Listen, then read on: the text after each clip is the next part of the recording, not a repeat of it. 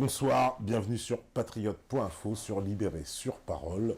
Ce soir, blockchain, chaîne de Ponzi, crypto-monnaie, Ethereum, Bitcoin, que des mots nouveaux avec lesquels vous n'êtes certainement pas familiarisés pour certains d'entre vous. Et bien, on va essayer de comprendre ça avec notre invité Francesco Condemi. Bonsoir Francesco. Bonsoir.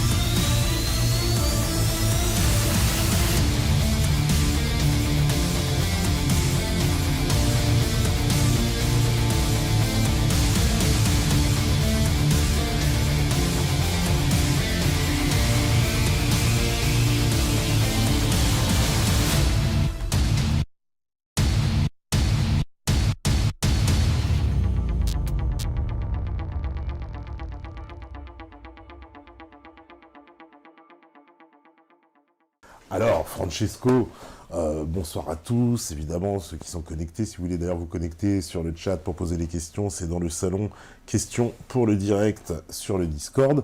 Alors, Francesco, toi, tu es venu parler des crypto-monnaies ce soir, mais je ne peux pas quand même faire l'impasse sur le fait que tu es un des fondateurs de Clap36, un collectif qui a réalisé des nombreux reportages de très très haute qualité qui sont encore disponibles sur Internet.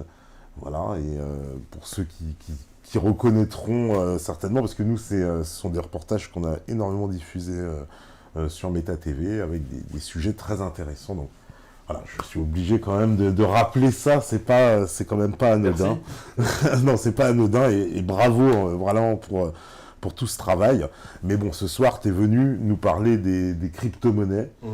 Alors, un sujet qui intéresse énormément les gens parce que c'est tout nouveau, on n'y comprend pas grand-chose. Je vais te dire, pour un profane, crypto-monnaie, on entend, alors certains nous disent non, c'est de l'escroquerie, il ne faut pas tomber dedans, d'autres nous disent c'est l'avenir, d'autres nous disent oui, c'est comment dire, espèce de nouvelle, comment dire, nouvelle économie qui va être révolutionnée en fait avec ce système-là.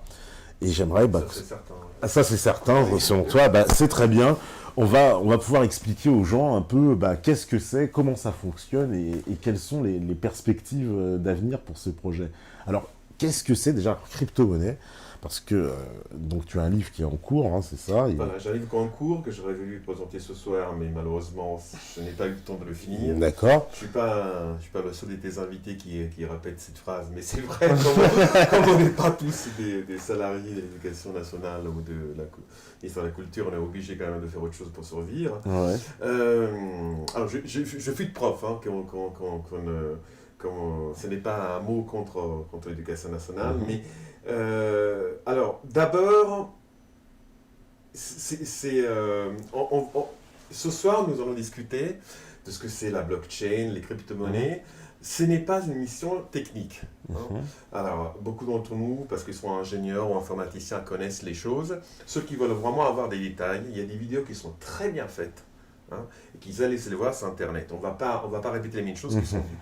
Moi, j'ai un angle qui est très différent, qui est l'angle d'expliquer un peu cette nouveauté, qui n'est pas tellement ça, c'est pas vraiment une nouveauté, Oui. et de voir un peu quelles sont les perspectives qui s'ouvrent à nous avec les crypto-monnaies. Parce que c'est à la fois quelque chose qui rassemble une grande escroquerie, comme nous dit par exemple monsieur le président, le directeur général de la JP Morgan. Ouais. Mais bon, comme par hasard, une fois qu'il a dit ça, qu'il a fait chuter le Bitcoin, il en a racheté, il a fait une grande spéculation. Donc c'est à la fois une source de spéculation très forte, une source de fraude fiscale très forte, dont tous les gouvernements ont très peur. Et puis c'est aussi une perspective d'avenir qui est incontournable. et qui permet à ceux qui le sauront prendre de la bonne manière de pouvoir avoir un instrument qui permet de s'affranchir et de pouvoir avoir un certain degré de liberté dans ses propres activités et ses propres projets avec un fonds économique. D'accord. Alors, déjà, crypto-monnaie. Alors, crypto, c'est caché en grec. Ça veut dire caché. Voilà. Ça veut dire quelque chose. La monnaie cachée. Et en fait, les monnaies, pour exister, il doit avoir un esprit, un attribut qu'on dit fungis. C'est-à-dire qu'en fait, elles doivent pouvoir acheter, pouvoir échanger, s'approprier un bien à peu près de la même manière et de manière reproductible. Or, et c'est pour ça qu'on a très peur de la déflation et de l'inflation, parce qu'il fausse la valeur de la monnaie, tout de à fait. l'échange. Mais si tu regardes bien aussi ce que c'est qu'une monnaie, une monnaie, il faut... alors, une monnaie et l'argent, ce n'est pas la même chose. Ah, explique-nous la différence. Alors, non, mais l'argent est une promesse sur le futur. Oui. D'accord. C'est-à-dire, j'ai de l'argent, et l'argent, il dit, avec moi, tu vas racheter une même type de marchandise ou une autre, d'accord, quand tu le voudras, si tu me détiens. La devise, c'est le support matériel de l'argent. D'accord. C'est-à-dire que, par exemple, imaginons, avant l'Union européenne, il y avait donc l'espace économique commun, la CEE, et il y avait une monnaie qui était une monnaie unique, mais qui n'était pas encore matérialisée, qui était l'écu. Bon. L'écu, par contre, il n'avait pas de devise. Personne d'entre nous avait des écus dans les poches. Non. D'accord. Donc, on peut avoir très bien de l'argent et ne pas avoir de devise. Par contre, la réciproque, il faut, si on a une devise, on a forcément de l'argent derrière. D'accord. Ça, c'est ce qu'essayait d'expliquer d'ailleurs Marine Le Pen à Macron, mais qu'il n'avait pas compris. Oui. Je dis ça comme ça. Mais c'est intéressant. On va essayer d'être le moins possible polémique sur les questions, parce que je sais que ta télévision est regardée par des gens de gauche, de droite, d'extrême gauche, d'extrême droite, d'extrême ça, c'est vrai. Voilà. Donc c'est l'intérêt quand même de tout ce que tu as fait comme travail, toi, personnellement, parce que moi, j'ai pas raté beaucoup de choses de ce que tu as fait. Et j'ai appris beaucoup de choses. Alors là, la chose qui se passe, c'est qu'on a une monnaie qui est une monnaie qui vit sur Internet. C'est ça qu'il faut comprendre. Oui. Cette monnaie, elle n'a pas de ce qu'on appelle dans les transactions économiques ou cadastrales, par exemple, un tiers de confiance. Qui est le tiers de confiance, par exemple, quand moi, tu as une maison à vendre, je vais l'acheter. Le tiers de confiance, c'est qui? C'est l'euro. Non, le tiers de confiance, c'est le notaire. Le notaire, pardon. C'est le notaire. Oui, le notaire.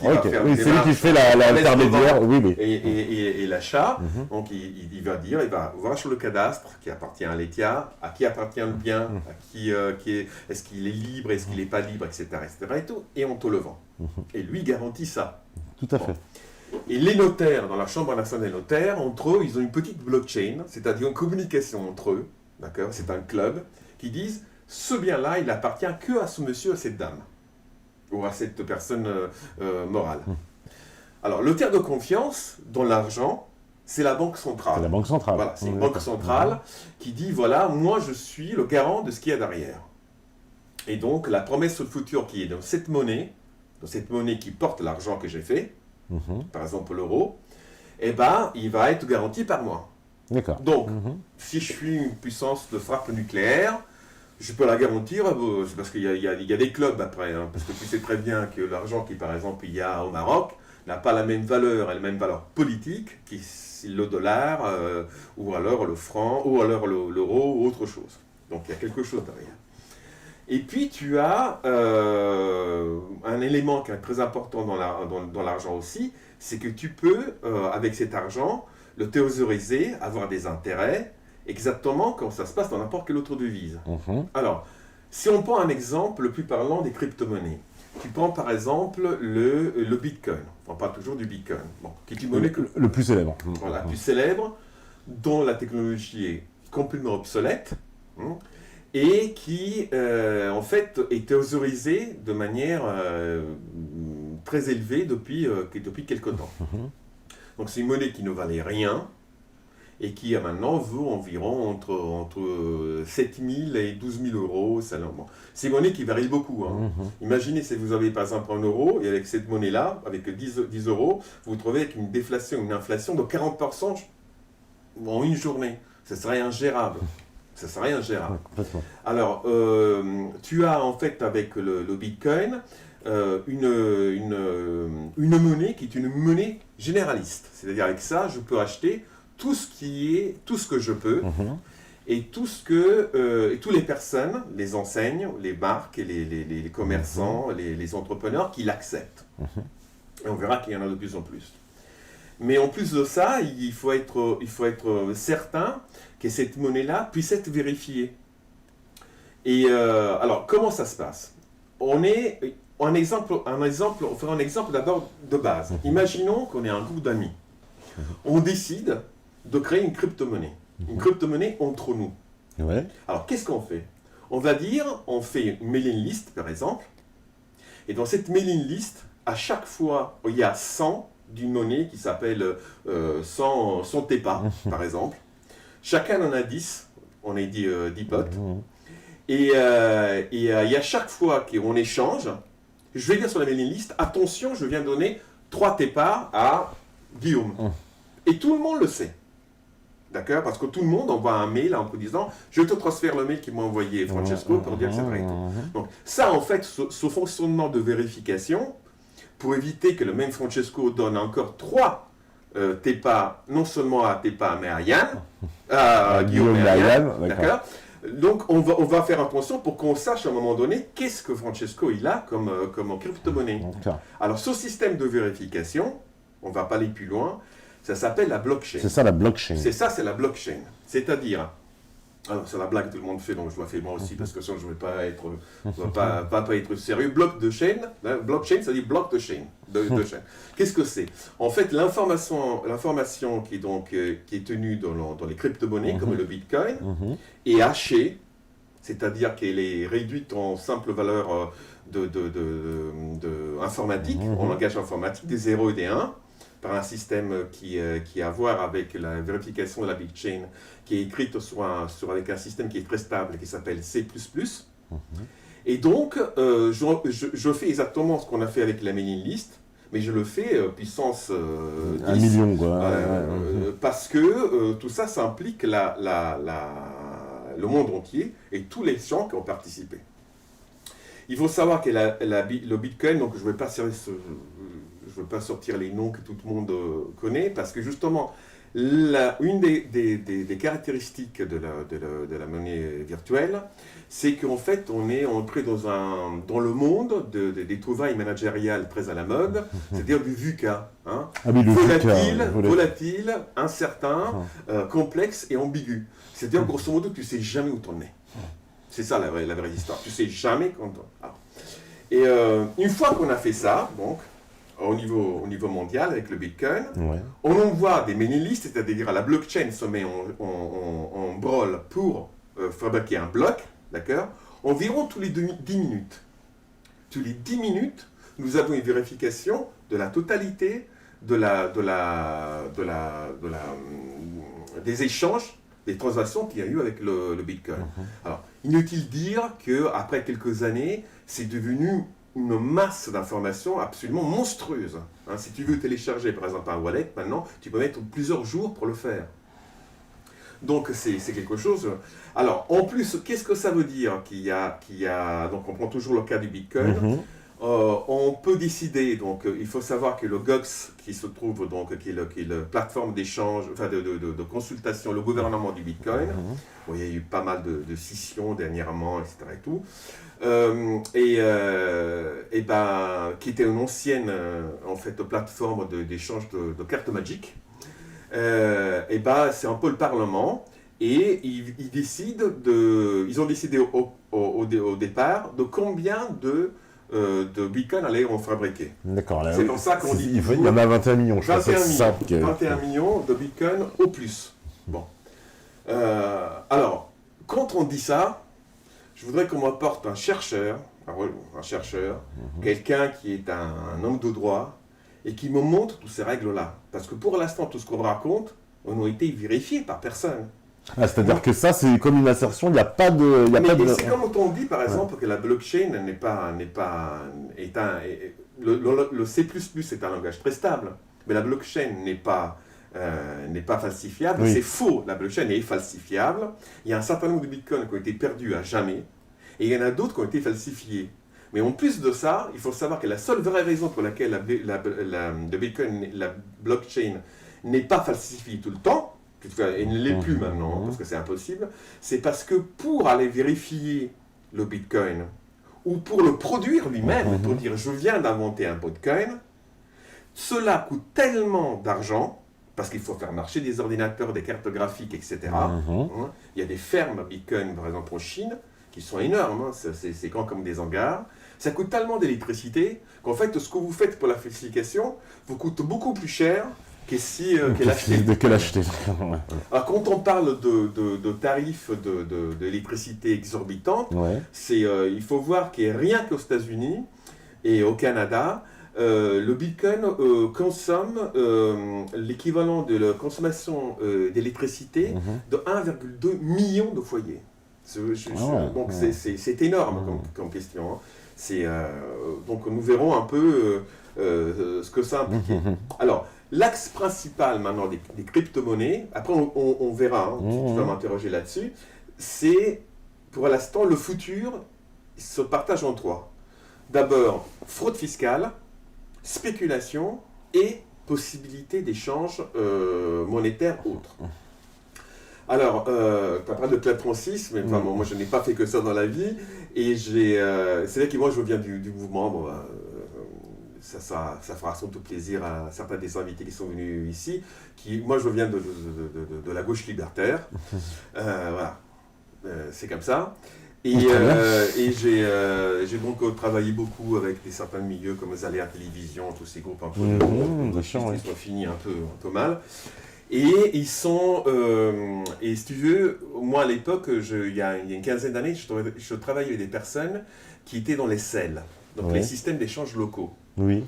Et si tu veux, moi quand j'ai vu ça, il y a une dizaine d'années arriver, c'est-à-dire les crypto-monnaies, je les ai regardées avec une certaine distance et pas vraiment d'intérêt, parce que je me suis dit, de toute façon, je sais comment ça va finir tout ça. Parce qu'à l'époque, moi j'étais dans les CEL. Et donc, les CEL, ce sont des systèmes d'échange locaux. Tu fais un cours de mathématiques pour mon fils qui est en CM2. Moi, je te prépare un peu le toit. C'est vrai que tout ça se passait comme ça. J'avais des amis qui avaient monté des structures économiques comme ça. Et une fois, j'étais en Ardèche chez des amis et on a vu débarquer une petite 104 blanche accompagnée par un camion de la gendarmerie et qu'on a dit... Ça s'appelle du travail illégal, vous arrêtez maintenant tout de suite, d'accord? Je vous fais embarquer. C'est passé comme ça, les CEL. Donc après, tous les anards rencontrant des histoires, des complots, des machins, des contre-complots, au bout d'un moment, on est tombé là-dessus. D'accord. Donc il y avait quand même les CEL, il y avait les PIAF, il y avait plusieurs monnaies virtuelles qui remplaçaient le franc, tout simplement. Bon, avec la technologie, donc la blockchain, mais il y en a d'autres de technologies qui servent à vérifier. Par exemple, il y a les graphiques encycliques orientés ou non orientés, une autre technologie qui est beaucoup plus rapide et qui marche mieux et qui permet de faire la vérification sur la double affectation. Parce que tout ce qu'on a peur dans la crypto-monnaie, c'est que par ordinateur, je puisse acheter avec mes crypto-monnaies deux fois ce que je puisse l'utiliser deux fois. En faussant donc le jeu total. Bon. Il y a des technologies qui permettent ça. Et donc, donc on va commencer par le positif, si tu veux bien. Il y a la possibilité à l'heure actuelle de pouvoir s'extraire très fortement. Alors, je ne sais pas si je peux le dire, je ne sais pas si les gendarmes vont débarquer, m'arrêter, me faire parler. Je pense pas. Mais moi, par exemple, je connais des artisans qui travaillent maintenant avec du Bitcoin. Qui savent... bon, l'intérêt est évident, c'est que c'est pas déclaré. C'est pas déclaré, oui. C'est pas déclaré, et tu te balades pas avec des liesses de 100 euros une fois que tu as fini de faire le pas dans la voisine. Mais il y a d'autres problèmes aussi qui ne sont pas évidents. Si tu veux, même un utilisateur moyen d'Internet, ce sont quand même c'est tout un monde. C'est tout un monde. On va prendre par exemple le cas le plus connu de certaines plateformes Et puis aussi, on va voir un peu comment ça marche. Mais je préfère que tu me poses les questions parce que... Oui, non, mais vas-y, on a besoin de comprendre un peu, c'est vrai, comment ça fonctionne, parce que, c'est-à-dire, n'importe qui peut avoir accès... Mais moi, j'ai voté tu vois, mon prénom, c'est Francesco, et maintenant, je me suis fait jeter parce que je n'ai pas valorisé ma monnaie. J'ai voté une monnaie qui s'appelle Chesco, par exemple. Chacun peut faire sa monnaie. Chacun peut faire sa monnaie. Il n'y a aucun... Et il y a des plateformes qui le font. En ce moment, par exemple, ceux qui veulent spéculer, qui s'intéressent bien au Dog ou Dogecoin, cette année-là, c'est l'année du chien chez les Chinois, et ça monte, ça descend, enfin, il y a des personnes qui se lèvent à 2h du matin pour acheter d'un côté, pour vendre de l'autre, etc. Et tout, j'en connais.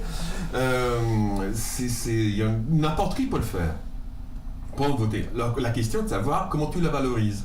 Qui va te faire confiance? Oui. D'accord. Et surtout, comment tu fais pour rapatrier ton argent. En plus, oui, parce que c'est pas évident, parce que toi tu dis, tu sais, quand on entend parler, il y a des gens qui sont milliardaires en Bitcoin. Moi, ça me fait rigoler, je me suis dit, à quoi un milliardaire en Bitcoin? Ça veut dire quoi? Oui, parce que ça veut dire quoi? Mais Bitcoin, après, je fais quoi? Je peux les transformer on prend un cas simple, pour ceux qui veulent aussi comprendre un peu. Et alors, je ne conseille à personne d'investir dans les crypto-monnaies, mais bon, on peut, si vous avez des petites économies, acheter 20, 30, 50, 100 euros pour faire une expérience, et puis voilà, ça pourrait être très marrant, on peut comprendre un peu ce que ça veut dire. Alors, tu as par exemple des sites qui sont des sites très par exemple, tu as Coinbase, qui est un site internet qui est situé à San Francisco, qui est un des leaders mondiaux sur les crypto-monnaies, qui vend essentiellement de l'Ethereum, qui utilise une autre technologie justement que la blockchain, et qui a un langage très accessible et tout à fait à la portée de tous ceux qui ne sont pas ingénieurs, qui ne connaissent pas ces et donc tu rentres dedans, tu t'inscris. Bon, alors il faut déjà savoir une chose, quand on dit que c'est complètement anonyme, je ne connais pas de site, d'accord, dans laquelle on ne te demande pas une preuve de qui tu es. Alors, Coinbase ne te demande rien d'autre que faire une photo devant ton écran d'ordinateur de ton passeport. Voilà. Donc ça va, on s'est compris. Donc, donc eux, ils savent qui c'est. Eux, ils le savent. Alors, et par exemple, la Réserve fédérale américaine a demandé à Coinbase au mois de novembre de donner toute la liste des personnes qui étaient inscrites chez eux. C'est pour dire qu'ils connaissent, mais c'est bon.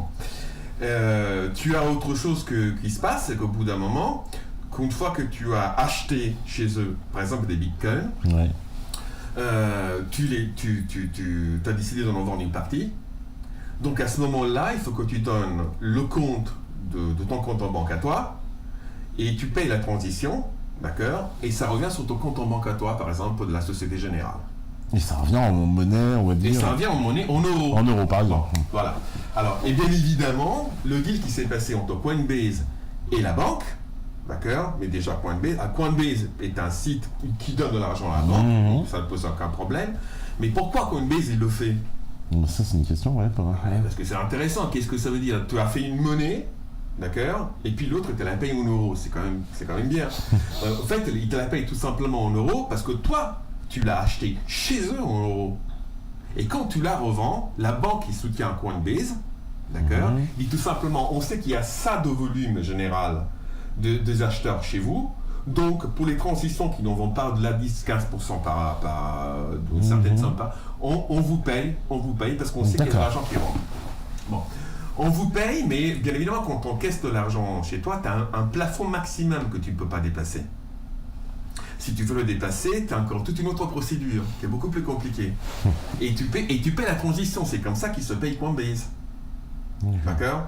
Et c'est important de comprendre ces mécanismes parce que je pense que les personnes vont très vite sur ces petits détails qui ont à voir avec le rapatriement des bitcoins, l'achat des bitcoins.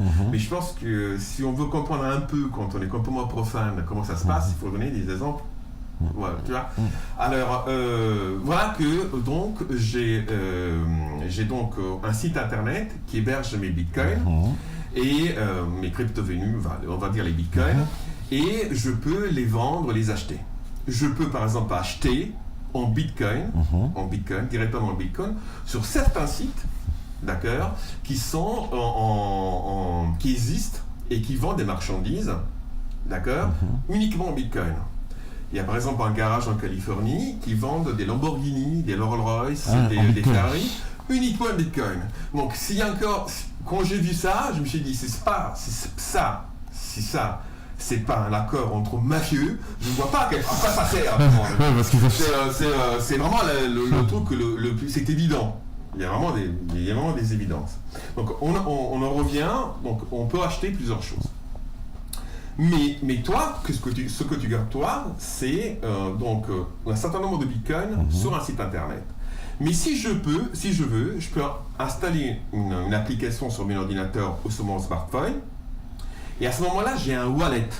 Un wallet, c'est un portefeuille, traduction. Un portefeuille dans lequel j'ai toutes mes crypto-monnaies dessus. Et à chaque moment, je peux décider de acheter cette crypto-monnaie, vendre celle-là, etc. Et j'ai donc une application qui est complètement mobile et qui m'appartient tout le temps. D'accord. Cette application-là est une application qui marche avec une petite clé USB et à chaque fois que je me branche dessus, je suis directement connecté sur le réseau mondial. Je connecte directement mon wallet sur le réseau mondial. Donc autant dire que, sauf s'il y a une guerre atomique totale, il y a toujours quelqu'un qui va avoir son serveur et donc on gardera tes bitcoins. Toi, pour t'identifier par rapport aux autres, de ce qu'on appelle une clé privée. Ces clés-là, c'est une clé privée, ça veut dire c'est un document que tu dis que tu es toi. D'accord. C'est le jour où tu achètes les monnaies, on te donne cette clé. On te donne cette clé-là. D'accord. On te donne cette clé-là qui est accompagnée aussi d'un QR code. D'accord. Donc tu n'as pas forcément besoin. Mais tu as besoin du QR code. Par exemple, il y a certaines bars dans Paris qui marchent qu'avec des bitcoins. Donc tu vas avec ton smartphone, et tu prends ton demi et puis voilà. Et donc je paye avec ils scannent ton QR code et on t'enlève la partie de bitcoin que tu as acheté. D'accord. Ta bière.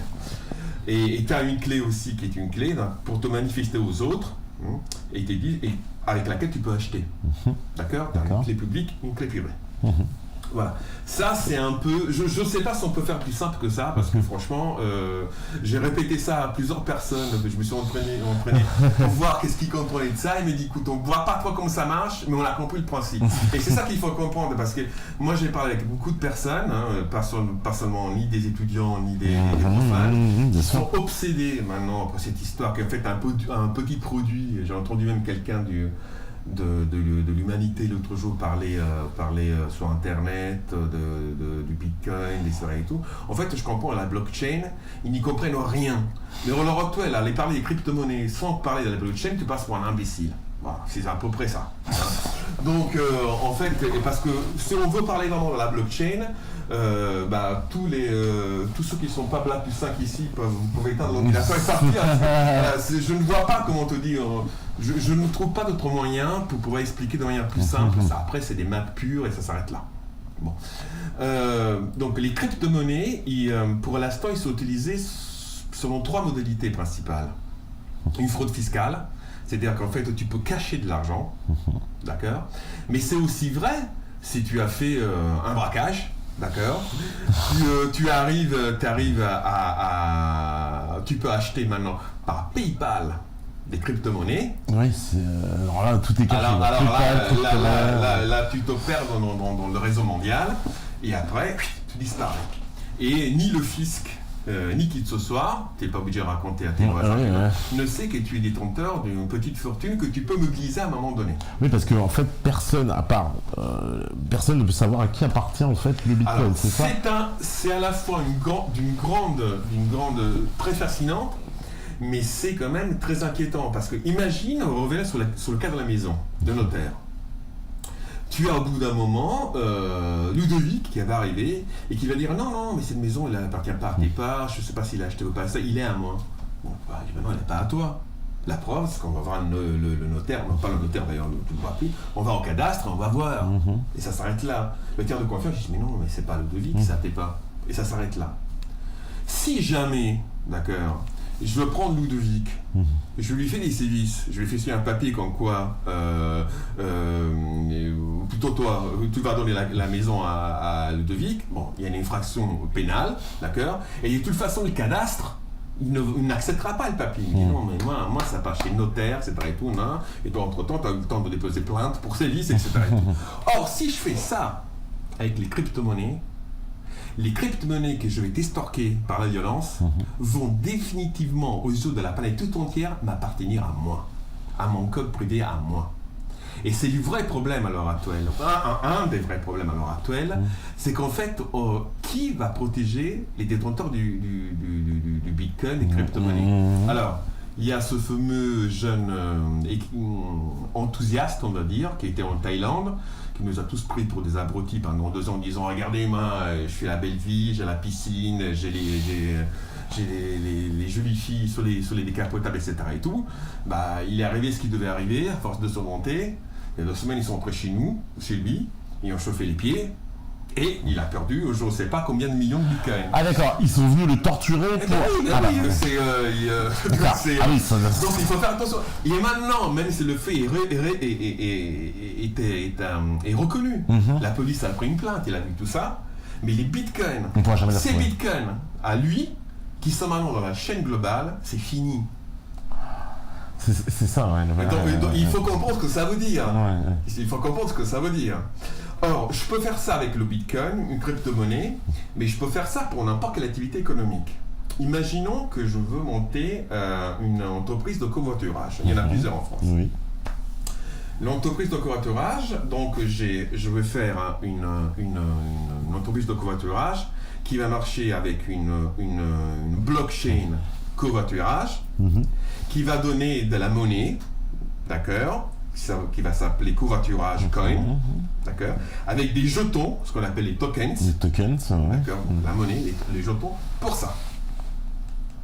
Voilà. Donc, à chaque fois, je peux fabriquer une crypto-monnaie. Mais il y a une bourse aux crypto-monnaies qui existe aussi. C'est-à-dire que cette monnaie covoiturage coin peut être mise en parallèle avec des bitcoins, qui peut on peut la mettre en parallèle avec Dogecoin ou autre chose. D'accord, oui.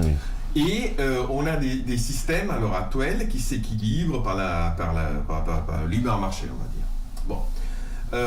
Pour l'instant, ces choses-là, c'est-à-dire les crypto-monnaies, et l'activité autonome, si tu veux, libertaire d'appropriation de ces choses-là, à ma connaissance, elle ne s'est pas encore faite.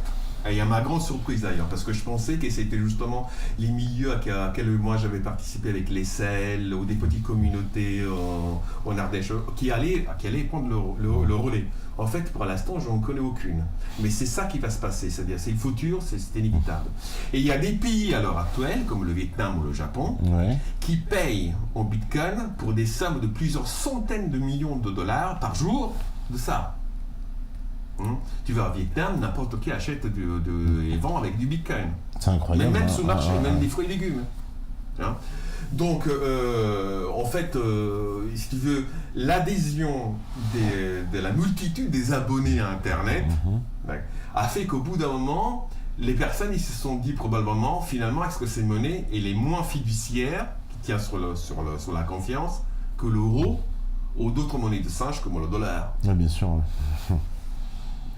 Et donc, tu as en fait, elle est portée par la masse des gens. Et c'est pour ça qu'elle est valorisée. Et c'est pour ça que, comme tu peux le remarquer, j'ai fait le compte l'autre jour, d'ailleurs, j'avais lu un article qui avait fait de manière un peu plus précis que moi, le compte. Le Bitcoin était donné pour mort depuis l'origine plus de 250 fois. Mais il est toujours là. Et il sera toujours là. Bah, en plus, il y a un moment, les bitcoins, il est donné quasiment au début.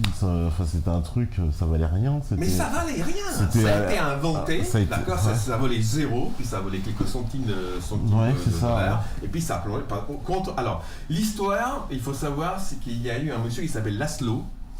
Et ce monsieur-là, un jour... Ah oui, Laszlo Aniex, j'ai noté son nom. Et probablement en hongrois, vu le nom, mais j'en sais rien. Parce que même sur la paternité, tout ça... Oui, la paternité remise en cause, tout à fait. On est en plein volatile, incertain, complexe et ambigu, en fait, on ne sait pas d'où ça vient. Il a dit, moi, je veux bien t'autoriser ça, le vendre, l'acheter, ça et tout, mais je voudrais savoir si avec cette monnaie-là, quelqu'un veut bien me donner, il était très intelligent, il n'a pas dit une pizza, il a dit 2 pizzas. hein, parce que le fait qu'il le mette au pluriel, ça rompt la chaîne de référence. Et en fait, il a attendu quelques jours, tu dis, avant qu'il y ait quelqu'un qui lui vende. Alors, il faut savoir que le HFT, c'est-à-dire le High Frequency Trade, ce sont des centaines de milliers d'opérations à la seconde qui se passent dans les bourses, hein, avec les robots, etc. Donc, avoir attendu quelques jours, c'est dans le monde de la spéculation et de la si tu veux, de la bourse, oui, c'est une éternité. Oui, d'accord. Mais au bout d'un moment, il les a eu ces pizzas. Il les a achetés 10 000 bitcoins. C'est-à-dire, si tu tiens compte des fluctuations, entre 30 et 40 millions de dollars. D'accord?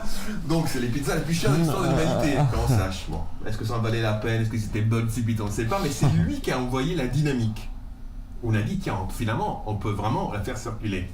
Et maintenant, tu as des sites, comme je te disais, des garages, c'est caricature, dans lesquels le Bitcoin a libre cours. Et même si tu vas à Paris, maintenant, il y a des bars dans lesquels tu payes en Bitcoin. Oui, en Bitcoin, ouais. J'ai vu qu'il y a des villes, d'ailleurs tu me le disais, des villes où tu peux payer absolument tout en Bitcoin. Alors, c'est très répandu. Alors, pas en France. Pas en France, mais par contre, moi j'ai... Londres, New York. Voilà, Londres, New York, mais il faut savoir qu'est-ce qu'on peut faire avec.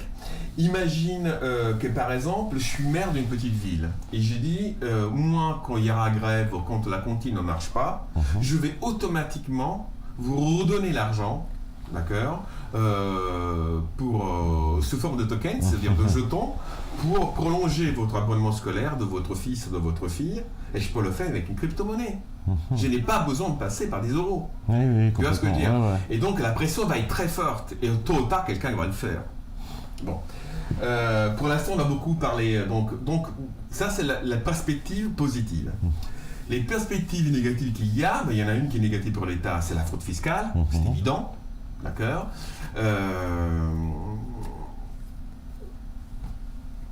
Beaucoup de monde connaît des personnes qui, à leur retour, font des chantiers, enfin, le travail au noir, qu'on appelle qui existe, qui est en réalité. Bon, ça, je vais dire, c'est grand comme une maison, c'est pas la peine d'attendre 10 ans, c'est jusqu'à maintenant, ça existe maintenant. Moi j'ai nom et prénom, je le dis pas. Bien sûr. Voilà, donc et puis pour l'instant le troisième vraiment existence et crypto-monnaie, c'est la spéculation, c'est-à-dire en fait pour l'instant c'est une étude spéculative parce que ceux qui les ont, ils les vendent pas vraiment. Parce que son oreille cesse de monter. Donc c'est une possibilité que tu as de valoriser. Donc les gens préfèrent le garder. C'est un peu une forme de spéculation, comme de l'épargne un peu aussi. Voilà, de l'épargne non déclarée. Ouais, d'accord. Imagine qu'un jour, quelqu'un te donne 10 000 € parce que tu as fait un travail, ça et tout. Tu n'as pas envie de l'avoir. Tu prends le train, tu vas à Londres ou n'importe où. Tu achètes des bitcoins sans le dire à personne, tu reviens. Tu peux contrôler ton compte et tes bitcoins et tes autres crypto-monnaies par là et tu ne le dis pas. Et personne ne le fera jamais. L'État ne peut même pas te soupçonner.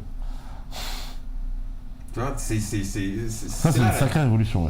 C'est une sacrée révolution parce que, si tu veux, à Bercy, il y a eu une réunion ministérielle au milieu du mois de décembre, dans laquelle il a été question de crypto-monnaie parce que les gouvernements sont paniqués. De toute façon, j'allais t'en parler. Les gouvernements sont paniqués. Parce que entre le moment où en fait on a fait la préparation de cette émission et aujourd'hui, mais je te l'avais dit, hein. Et il s'est passé. C'est pour ça on va en parler. Ouais. Mais il s'est passé justement beaucoup de choses. Et tu me l'avais dit au rendez-vous, tu m'as dit les gouvernements sont en panique, ils vont bouger. Et effectivement, depuis, il s'est passé pas mal de choses parce que j'ai vu dans l'actualité, en fait, tous les gouvernements ont pris une position, quoi. Alors il y en a qui visiblement qui vont les saler, et puis d'autres, enfin on va en parler, et d'autres qui vont vouloir sévirer. Tu veux comme l'histoire du streaming. Bien sûr, de temps en temps, on prend un gars de 17 ans, on lui met 3 000 € d'amende, d'accord, on dit voilà, c'est interdit, etc. et tout. C'est interdit, mais tout le monde le fait. Tout le monde le fait. Et c'est ce qui se passe partout.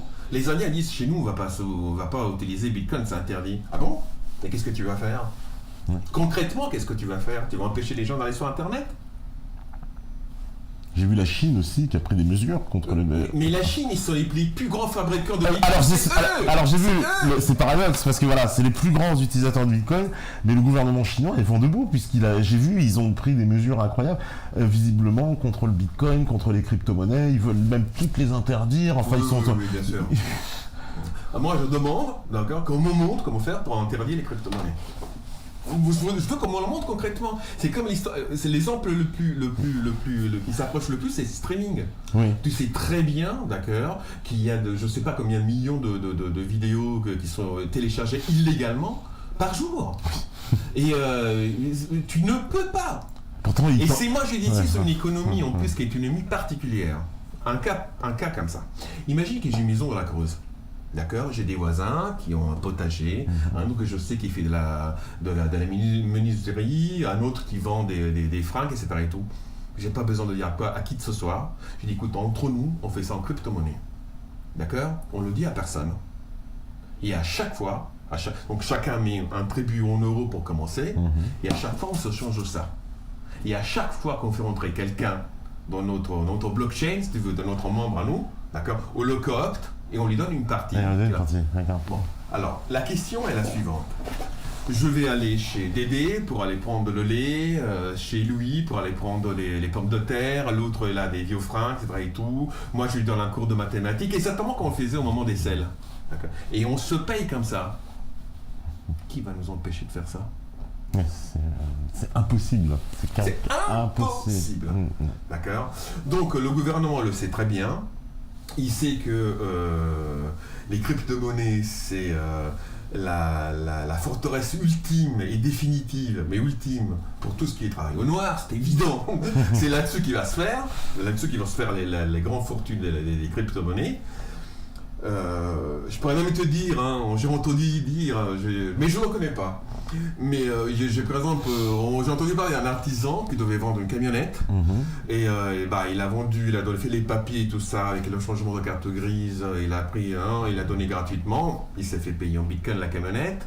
La chaudière qu'il avait mis, il se l'a fait repayer en bitcoin. Il a repayé lui bitcoin la partie des pots de peinture qu'il avait pris. Et ça ne se voit pas. C'est impossible à voir. Parce qu'au niveau de la transaction, tu n'as même pas de mettre. Tu mets même pas l'objet de la transition. Tu mets pas pour le toit. Oui, voilà. Fini. C'est fini. Ouais.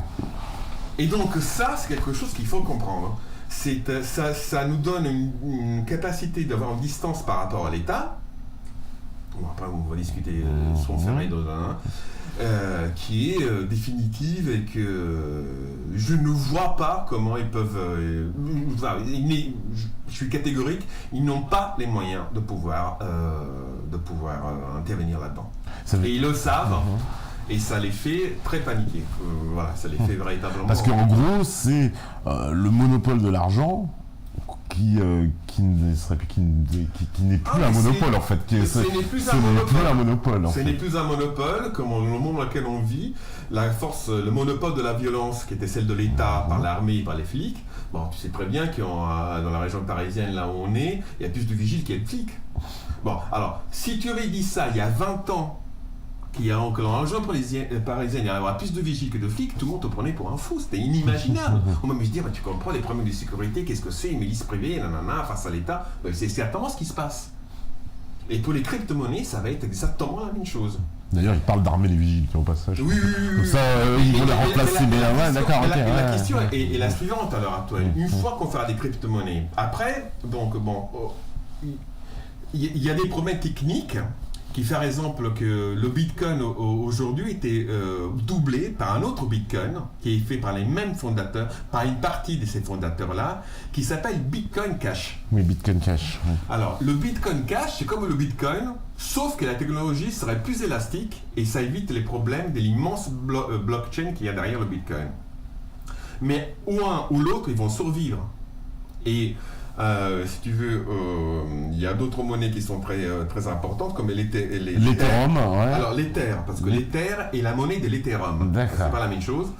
Et l'Ether est donc l'Ethereum et c'est une technologie qui marche mieux et c'est une monnaie qui a été valorisée par 4 ou par 5 cette année. Oui, j'ai vu les courbes sont excellentes. C'est une excellentes. technologie qui marche, c'est une monnaie qui a une fonction générale comme le Bitcoin. Il n'est pas dédié par exemple au covoiturage, à l'échange de voyages ou autre chose, mais elle est générale. C'est comme un grand Bitcoin, un Bitcoin mon mieux. Bon. Mais et par exemple, il y a des fermes de minage. C'est-à-dire, alors, le minage, qu'est-ce que c'est ? Voilà, parce qu'on va expliquer ce que c'est, ça aussi, c'est une partie très importante, le minage. Alors, le minage, ce que j'ai compris, c'est mineur, en faisant référence aux mineurs, aux chercheurs d'or, en fait, voilà. Au minage. Ou alors, c'est celui-là, c'est la mine qui te pète sur les pieds le jour que tout ça. Voilà. Alors, en gros, justement, tiens, je vais expliquer, tu vas me dire comme ça si j'ai compris. Hein, moi, je suis l'utilisateur lambda. En gros, ce que j'ai compris, le minage, c'est quelqu'un qui est chez lui avec son ordinateur, ses cartes graphiques, parce que c'est très important apparemment, il faut des ordinateurs, des cartes graphiques, et puis j'installe sur mon ordinateur on pourrait décrire quoi, un logiciel qui va tourner une application qui va tourner toute la journée, et puis à la fin de la journée, la nuit aussi, accessoirement, enfin 24 heures sur 24, et puis à la fin de la journée, donc ce travail qui a été effectué par mon ordinateur, qui a vérifié les informations de la blockchain, machin, je suis rémunéré d'une partie. Voilà. Tu as en fait participé à la formation d'un de ces 21 millions de bitcoins. Voilà. Quand c'est le bitcoin. D'accord ? Donc tu as donc été un mineur. Tu as miné le bitcoin. J'ai miné le bitcoin. Tu as fabriqué de la monnaie. Et pour ça, on me donne. Et pour ça, on te donne une partie de ce que j'ai. Voilà. Ça marche très bien. Il y a maintenant, alors bon, tu as dit, avec ton ordinateur, si tu fais ça, tu gagnes 50 centimes par jour. Hein, ouais, d'accord. Ouais. Et tu as dépensé, je sais pas quoi, en électricité. Donc il y a maintenant des professionnels du minage. Et notamment, je t'avais montré sous le fichier là, que je t'avais montré sur la première jetée de mon livre. Tu as Hydrominer. Oui. Ce sont donc deux jeunes, je crois qu'ils sont ingénieurs allemandes, qui sont installés en Autriche, pour aller vite. À côté d'un barrage. À côté d'un barrage pour éviter la distribution qui coûte cher. Et en plus, ils font refroidir le système de cartes graphiques avec lesquelles ils fabriquent le Bitcoin, c'est-à-dire ils minent le Bitcoin, par l'eau qui donne l'énergie. Il faut savoir que quand ils ont commencé ça, c'est parti très vite leur entreprise. Donc ils ont fait ce qu'on appelle une ICO. D'accord. Oui. Alors, comme on est en France, on l'appelle ICO. On l'appelle pas ICO, même si ça fait un peu beau, je m'en fiche. Ça s'appelle ICO. Et l'ICO, c'est en fait les fonds qu'on met d'abord, les premiers investissements qu'on met sur une entreprise. Voilà, j'ai compris, comme une start-up un peu. C'est comme une start-up, il faut donner de l'argent. Il faut savoir que c'est parti très vite, en 26 minutes. En 26 minutes, voilà ce que tu dis. En 26 minutes. Et ils ont soulevé en 26 minutes 500 000 euros. 500 000 euros, voilà, c'est ça. En Ether. C'est-à-dire la monnaie de l'Ethereum. Parce qu'ils font du Bitcoin, mais ils se sont payés en Ether. Parce qu'ils ont sans doute compris que ça n'allait pas durer longtemps. Voilà. Donc, c'est quelque chose qui est... Et beaucoup de choses marchent comme ça maintenant. Il y a une vraie économie. Il faut comprendre que quand on dit mais tout ça c'est du vent, c'est du pipeau, etc. et tout. Bon, d'abord, si c'était pipeau, les banques, aussi bien que les États, ils ne seraient pas en train ils ne seraient pas en panique comme ça. Oui, clairement. Pas tous, parce qu'après on va parler par exemple de notre ami Black Masters. Oui, Black Masters, j'ai noté sur Black Masters. Oui, Black Masters, j'ai noté. A quitté la banque pour travailler d'un autre côté de la banque, c'est-à-dire... Alors, ce que je dis là, moi je suis prêt à en répondre dans quelques années. C'est quelque chose qui va transformer le monde. Parce que, regardez, par exemple, au niveau bancaire, les banques de compensation, ce qu'on appelle les clearing, des choses comme ça, ça marche avec ces systèmes-là. Sauf qu'ils ont beaucoup de travailleurs qui font ce travail. Quand on monte une blockchain bien faite, ou un système équivalent, d'accord, de vérification, c'est exactement pareil. On voit au chômage, dans les prochaines années, il y aura des millions de personnes qui travaillent au secteur bancaire qui vont être mis à la porte. Ça, c'est inévitable. Blitmaster, pour citer, elle dit c'est la fin de la banque. La fin du monde bancaire et la révolution dans le monde du travail. Oui, bon. C'est-à-dire que ça va être... on peut prendre plusieurs exemples. Prends par exemple ça pourrait marcher pour les retraites par exemple. Tu peux faire une blockchain pour les retraites, tu cotises et puis tu récupères ton argent. Ça marchera exactement de la même manière. Et si tu veux, c'est un peu comme quand tu tamponnes un peu l'électricité au niveau d'une grande dimension. Le réseau EDF français, donc le TER, transport d'électricité, il marche comme ça. Tu as des lignes à haute tension, et puis la distribution. Mais quand tu stockes de l'énergie, toi, par exemple parce que tu as des panneaux solaires chez toi, tu les vends à EDF. Tu les vends à EDF le jour. Si personne la veut, d'accord, elle est perdue. Mais c'est le réseau lui-même, d'accord, qui va tamponner la demande et qui va par exemple faire qu'au bout d'un moment, ton énergie excédentaire qui existe au niveau national fait qu'au bout d'un moment, ça déclenche un seuil, il dit cette énergie en plus, on la vend en Espagne par exemple. Donc ça va être tamponné de la même manière. À chaque fois que tu vas allumer ton ordinateur, à chaque fois que des personnes se mettent dessus avec leur wallet, tout ça c'est tenu dans le réseau mondial. La banque, à proprement parler, ça n'existera plus. Le lieu même, ça n'existera plus. Il n'y aura plus besoin. Il n'y aura plus besoin. En fait, la banque, elle sera là-dessus, quoi. Elle sera là-dessus. D'accord. Elle sera là-dessus et avec tout ce que ça implique. Hein. Après, qu'est-ce qu'ils vont devenir les banquiers? Je ne m'inquiète pas pour eux, parce qu'à mon avis, c'est eux qui vont garder. Ils vont mais il faut le comprendre. Mais tu prends par exemple, pour comprendre un peu les vérifications par blockchain et autres technologies, prends par exemple les sites de rencontres. D'accord. Les sites de rencontres, pour l'instant, ils profitent beaucoup aux détenteurs du site lui-même, qui fait pas mal d'argent. D'accord. Mais si je fais une blockchain, d'accord, pour dire ce garçon-là, il est un peu fou, je ne vous conseille pas, les copines, etc. et tout, vice-versa de l'autre côté, la blockchain, elle va marcher comme ça, et au bout d'un moment, ce sera beaucoup plus sécurisé, parce qu'on sait que le type là-bas, il a un pote il ne faut pas aller le voir, etc. Et ça va marcher comme ça. Donc tout ça, c'est une économie qui va se faire. Sur, par exemple, tu as Fixo, qui marche exactement de la même manière à l'heure actuelle, et qui fait que tu participes en peer-to-peer, c'est-à-dire de particulier à particulier, à la détention d'un certain nombre de vidéos qui sont chez toi. D'accord. Un peu comme c'était Napster. Un peu comme c'était Napster. La façon de YouTube, mais voilà. Mais participative, on va dire. Voilà. Et puisque tu mines, c'est-à-dire tu fabriques la possibilité de t'ouvrir à d'autres, tu as une petite récompense avec lesquelles la blockchain, dans ce cas-là, pour aller vite, le système de vérification va s'occuper même de payer les droits d'auteur de ce que tu diffuses. Donc, et ça peut être pour les voyages, ça marche de la même manière, pour les sites de rencontres, de participation, en politique, par exemple. Prends à l'heure actuelle, par exemple, les élections. Les partis politiques ne sont plus que des consortiums électoraux. Ils n'ont plus rien à proposer. Le type là, il est mauvais, il votait pour moi parce que sinon c'est le nazisme ou c'est le communisme, je sais pas quoi, mais ils n'ont rien à dire, ces gens-là. Bon, quand tu as au niveau d'un consortium électoral, tu peux très bien au bout d'un moment décider de faire un peu, si c'est passé en Italie avec le mouvement 5 étoiles, et tu le fais avec une blockchain, et tu le fais avec, et même tu peux dire, on va valoriser à chaque fois à 1 euro ou à un bitcoin, ou en une fraction de bitcoin, chaque nouveau participant.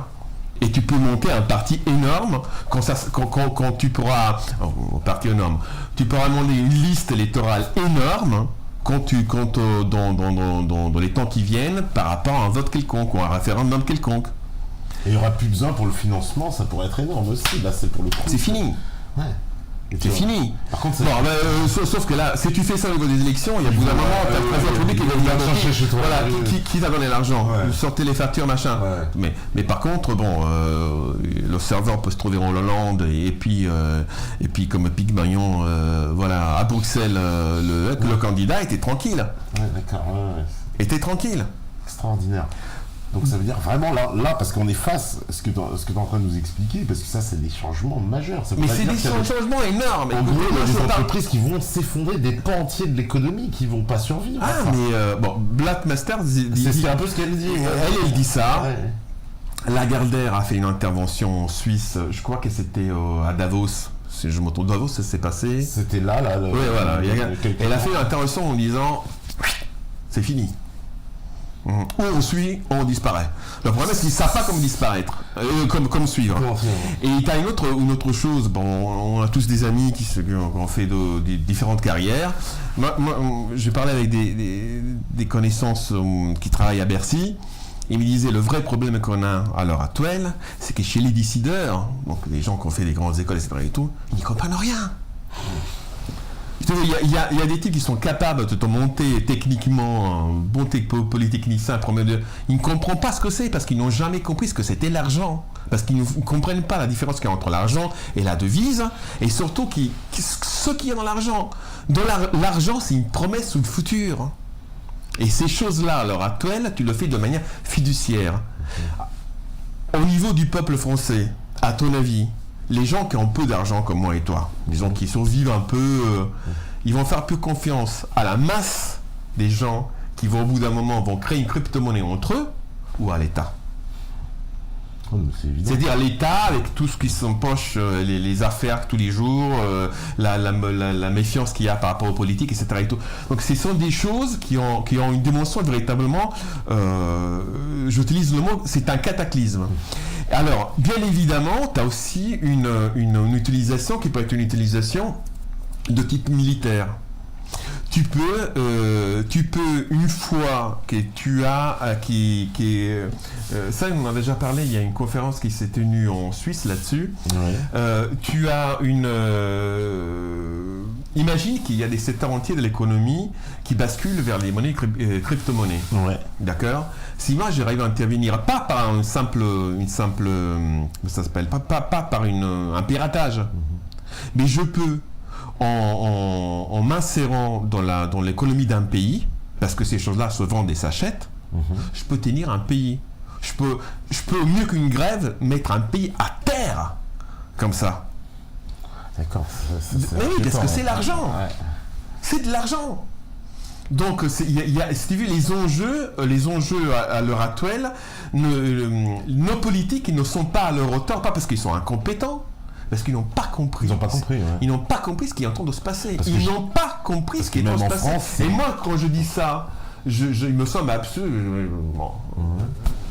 Il y a un QI moyen. Et puis j'ai compris qu'ils n'ont pas compris. J'ai compris qu'ils n'ont pas compris et que de ce côté-là, il y a une... Après, il y a des caricatures. T'as Marine Le Pen qui a pris la parole pour dire qu'elle était contre les crypto-monnaies parce que la monnaie était naissante et tout. Mais où elle vit ? Où elle vit ? Et elle pense en plus de manière autoritaire pouvoir l'interdire. Ça n'existera pas. Non, mais elle comprend rien à la manière on a compris. Non, enfin bon. Mais elle n'est pas la seule. Hein. Non, elle n'est pas la seule parce que j'ai vu que le gouvernement, il avait quand même annoncé qu'il y avait une mission ministérielle sur les crypto-monnaies. Sur les crypto-monnaies. Et qu'ils allaient décider, par exemple, de faire partie du marché à terme de 3 000 milliards d'euros. Ils voulaient les faire basculer là-dessus. Enfin, ils se posent la question. Mais si tu fais ça, d'accord, mais plus personne ne va te payer des impôts. Et si tu veux, la chose qui est si on arrive à mettre notre petit virus ce soir pour faire comprendre aux gens le principe, pas de la blockchain, des crypto-monnaies, mais de l'importance de la question, pour moi, ceux qui tu as parlé de Club 36, moi j'ai travaillé pendant 20 ans sur des fronts de guerre. Hein. Et d'ailleurs, si tu me permets, je voudrais porter mon hommage à Béatrice Pignel. Bien sûr. Qui était ma femme, qui nous a quittés il y a 3 ans. Et je veux dire, c'était un moment très intense de ce qui s'est passé. Hein. Voilà. Bon, là maintenant, on peut souffler. Pour une fois, on va dire qu'on a gagné la guerre. Hein. Bon, je dis ça pour rigoler parce que on n'est pas plus avec les Russes qu'avec les autres. Mais disons, l'impérialisme est en train de faire. Il y a un coup d'arrêt, ou plutôt un changement. Des stratégies impérialistes, mais sur cette question-là, moi j'engage déjà toutes mes forces parce que c'est pour moi la question la plus importante qui y est. Hein. Avec l'argent, on peut tout faire en monde capitaliste, et cet argent-là, ils sont en train de le perdre. C'est-à-dire là, il y a vraiment un espèce de nouveau monde qui est en train de s'ouvrir en fait. Mais complètement, mais sur tous les domaines. Je reviens sur le cas du covoiturage. Pour l'instant, quand je vais sur Babacar, je les paye. Babacar. Oui, voilà. D'accord. Oui, je donne ma carte bleue. Et, voilà. Et ça se passe comme ça. Alors, maintenant, je revente la même chose. D'accord. Et je fais ça avec BlaBlaCoin. D'accord. J'invente un BlaBlaCoin. Je m'inscris dessus. Je dis voilà, ça c'est mon modèle de voiture, je descends une fois à Bordeaux, une fois tous les mois sur les tours. Donc un simple compte de truc de voiturage. Je fais payer ça avec mes BlaBlaCoin. D'accord? C'est fini. Je veux dire, il n'y a plus possibilité de te capter, de te soustraire, de t'estorquer de l'argent. C'est fini. C'est du particulier au particulier. Mais ce qui veut dire, pour que je comprenne bien, les gens qui vont aller se connecter sur ton site, oui, pour pouvoir avoir les BlaBlaCoin, ils vont devoir quand même avoir des euros. On est d'accord? Ou des bitcoins, ou de l'Ethereum. Ah, eh ben oui, ouais. Tu comprends? Ouais. Ça peut être des euros, mais il n'y a aucune... Ça a une valeur. Il y a une économie derrière. L'économie du minage. Ce sont des millions de kilowattheures qui sont consommés par an. Ça existe. Ce n'est pas du vent. D'ailleurs, il y a des gens qui commencent à parler de la catastrophe écologique qui va survenir avec les crypto-monnaies. Je voudrais qu'on m'explique concrètement, en faisant vraiment des life cycle costs, c'est-à-dire des cycles de vie de toute la filière énergétique de Bitcoin ou des crypto-monnaies, si c'est vraiment quelque chose qui est plus polluant et qui dépense plus d'énergie que le fait de faire une monnaie, d'avoir à la garantir de manière étatique, de pouvoir la vérifier, de pouvoir l'imprimer sur des billets de banque. Est-ce que c'est vraiment de devoir faire quelques porte-avions et quelques avions aussi, parce que de temps en temps il faut bombarder les voisins pour faire comprendre que ta monnaie elle est vraiment très bonne. Est-ce que ça va coûter plus? Est-ce que du point de vue économique et écologique ça va être? Non. Au contraire. Et tous ceux qui ont des projets, je parle par exemple, tu vois, j'ai vu ton émission que tu avais fait avec un Raptor là. Ah oui. Tu vois, quand je vois un type comme ça par exemple, lui il a une petite économie parce que je pense qu'il fait mais non, il n'a pas créé ça. On m'accuse de vouloir inciter les gens aux défraudes, mais qu'est-ce qu'il attend? Pourquoi tu continues de te faire payer en euros? Si encore les bitcoins étaient là, thésaurisés, tu ne peux rien en faire. Je veux dire, tu viens avec moi à Opéra, il y a 2 bars là-bas, je veux dire, on s'empiffre et on picole toute la nuit, on paye. On paye en bitcoin et personne ne le sait. C'est une réalité, c'est aujourd'hui ça se passe, c'est pas dans 10 ans, tu verras. Non, c'est là, maintenant. Tu as au Japon des milliers, des dizaines de milliers d'enseignes, Galeries Lafayette et compagnie, de lesquelles tu payes en bitcoin. Donc, ça veut dire qu'il y a des pays, bah voilà, justement le Japon tu le cites comme un pays qui est extrêmement en avance sur ça.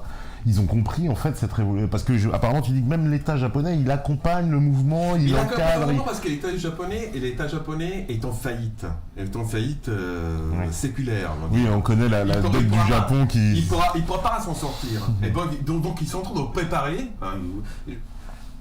Ça, ce sont des hypothèses, mais je voudrais qu'on me montre qu'elles ne sont pas valables. D'accord. Qu'est-ce qu'il a fait l'État japonais? Il a dit qu'est-ce que je fais? Je vais à coup sûr. D'accord, vers la catastrophe, parce qu'un jour je serai non solvable, où je m'invente de l'argent, et le jour où ma monnaie, le yen, ça sera foutu, je dirai, allez les gars, vous inquiétez pas, on continue comme ça. C'est tout. Alors que la Chine, elle a une réaction inverse, elle est plutôt de dire on va tout arrêter, tout contrôler. Qui dans l'État chinois, qui dans l'État chinois, et comme ils vont, et même eux, tu vois, si tu veux, moi je me suis penché, une petite parenthèse sur l'État chinois, parce que j'ai regardé l'Associated Advertising Association. Donc, c'est des grandes entreprises, syndicats de publicistes, des gens qui font la publicité au niveau mondial. Ils pèsent 1000 milliards de dollars. C'est énorme la publicité. Et d'ailleurs, un des secteurs les plus dangereux au monde, ce n'est pas du tout la drogue, la prostitution, les armes, etc. et tout, c'est la publicité. Quand un jour tu es nommé par un État, d'accord, responsable de chaîne privée de ton État, d'accord, et tu te trouves au poste de faire payer, de ceux-là qui s'occupent de publicité, des tarifs publicitaires, sache que c'est tellement trop forte les tarifs en disant mais merde, les satellites c'est à moi, la chaîne est à moi, les employés sont à moi, je fais moi qui décide de leur prix, il va t'arriver un problème. On a déjà un cas énorme en Italie, les types se font buter. Ministre par ministre, ils se font buter. Ce sont des enjeux énormes. La Chine, pourquoi je parlais de ça, tu sais quand la nouvelle Discovery, quand on a vu qu'on avait pris le satellite qui était ils ont vendu ça aux Chinois après. Et en fait, ils émettent partout en Chine, avec ce satellite-là, les chaînes étrangères que tu peux capter, même si la Chine est fermée, dans les grands hôtels. Oui. Bon. La Chine, elle est capable, quand elle veut, avec ce système-là, de pouvoir un contrôle complet sur sa crypto-monnaie d'État, par exemple. Si elle veut. Sans passer par le réseau mondial. En sachant qu'en même temps, il est en train de mettre en place un système une constellation de satellites tout autour de la Terre, qui lui permettent d'avoir un système GPS à elle, comme nous, on aura un jour Galileo. Oui. Donc, ce sont des choses qui sont très réelles, ce qui se passe. C'est vraiment l'économie maintenant. Et tout le reste, les déclarations de Bill Gates, qui lui trouve sa peut-être raison, mais il n'y va pas, ou de Warren, tout ça, c'est un spectacle. Parce que les gens, ils y sont dedans, parce qu'ils peuvent c'est porté. Mais il y a un chiffre quand même qui m'a étonné, c'est que tu dis que c'est 2% des... Voilà, c'est 2% des gens qui possèdent quasiment l'essentiel. Alors, pour le Bitcoin, il y a 2% des créateurs, des fondateurs qui sont accaparés les bitcoins qui existent maintenant, parce qu'on n'a pas saturé encore les 21 millions, d'accord. Pour les autres, c'est une petite curiosité. Et quand on a des fluctuations très fortes qui y a dans le bitcoin, c'est pas parce que les gens perdent confiance dans le bitcoin, c'est tout simplement parce qu'il y a un retour d'investissement, les gens captent leurs bénéfices.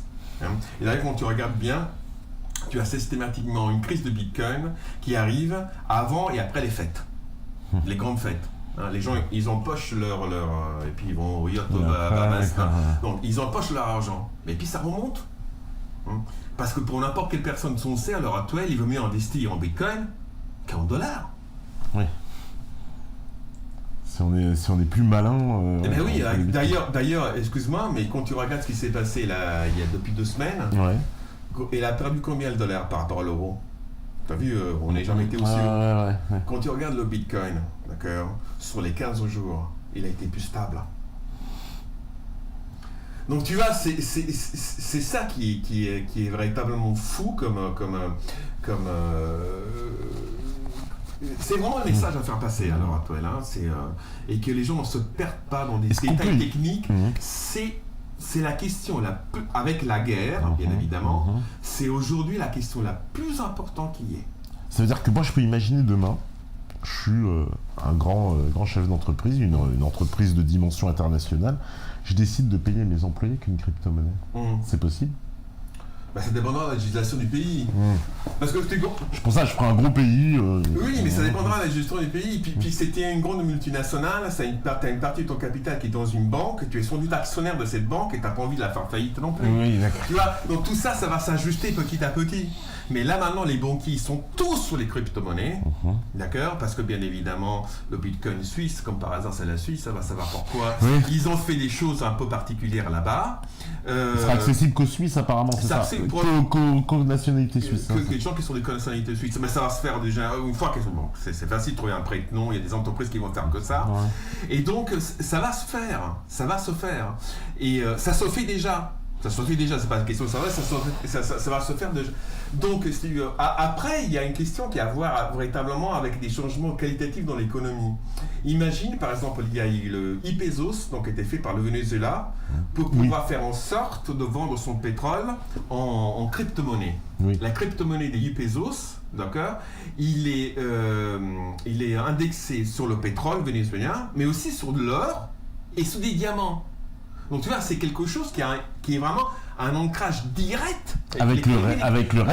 Parce que là clairement, c'est, je veux dire, quand ils annoncent ça et qu'ils indexent sur l'or et l'or et le diamant et le pétrole, aucune différence avec une monnaie indexée sur l'or en fait. Mais non seulement il n'y a pas de différence, mais une fois que tu achètes du dollar, ou même quand tu achètes des actions, d'accord, franchement, ces actions, par exemple, tu achètes une nouvelle technologie. C'est basé sur le fait qu'il y a des gens au Nasdaq qui vendent des cartes graphiques, qui vendent des choses comme ça. Voilà. C'est une économie réelle.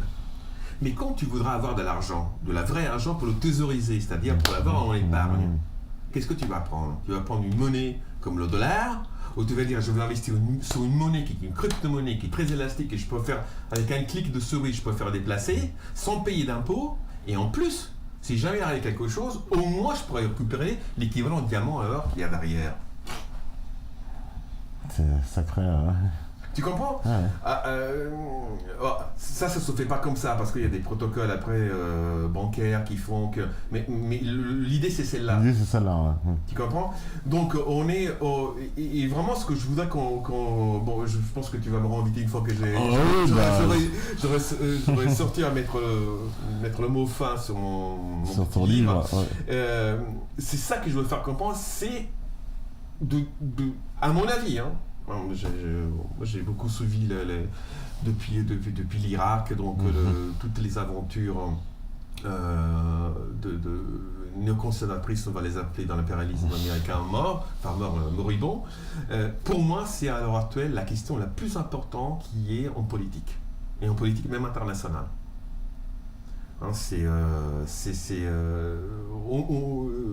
On devrait parler ça tous les jours. Tous les jours, ouais. Voilà, ouais, on devrait parler ça tous les jours, on devrait se rendre compte de ce qui se passe, quoi. Et ça veut dire que, est-ce que c'est intéressant quand même pour le citoyen de se lancer dans justement le minage même ou oui, à son échelle, ouais. Bah, parce qu'on m'explique. Là j'ai entendu, je regardais un reportage sur Russia Today. Il y a apparemment des vieilles microprocesseurs de l'ère soviétique qui ne savaient pas vraiment à quoi ça servait, etc. et tout, qui vont être utilisés maintenant pour le minage, et ce sont quand même des boîtes à minage qui vont te faire pour un équivalent de 4 000 € par mois. Par jour. 4 000 € par jour. Alors, je ne sais pas combien ils vont te vendre cette machine, parce qu'ils vont te la vendre très cher. Je ne sais pas s'ils vont la vendre, mais la réalité, elle est là. Ça existe. D'accord? Et si tu veux, toi, avec des cartes graphiques, je ne me rappelle plus le sigle, je crois que c'est la XP. Parce que les cartes graphiques, il paraît qu'il y a des ruptures de stock. Mais c'est à cause de ça. Le chinois qui fait des cartes graphiques, là, comment il s'appelle a été porté par Bitcoin cette année-là. Il a une rupture de stock systématiquement. Il a des commandes et il a arrêté les commandes. Il dit non, mais j'ai même plus la place pour le carnet. C'est fini. Tout le monde. Oui, parce que il paraît que les cartes graphiques, le prix aussi a explosé à cause de ça, à cause de ça, qu'elles sont en rupture. On me disait que les cartes graphiques, on n'en trouve plus, que les prix ont explosé parce que justement il y a une demande mais exponentielle. Tu fabriques de l'argent. Ouais. Tu fabriques de l'argent avec et tu peux le rapatrier. Bon, après, si tu veux, quand tu as un wallet par rapport là où tu inscris ta transition, tu vas payer beaucoup ou pas du tout de frais. Si tu ne payes pas du tout, toi, il faudra qu'il t'attende des jours, hein, et même des mois. D'accord? Mais voilà, c'est aujourd'hui que ça se passe comme ça.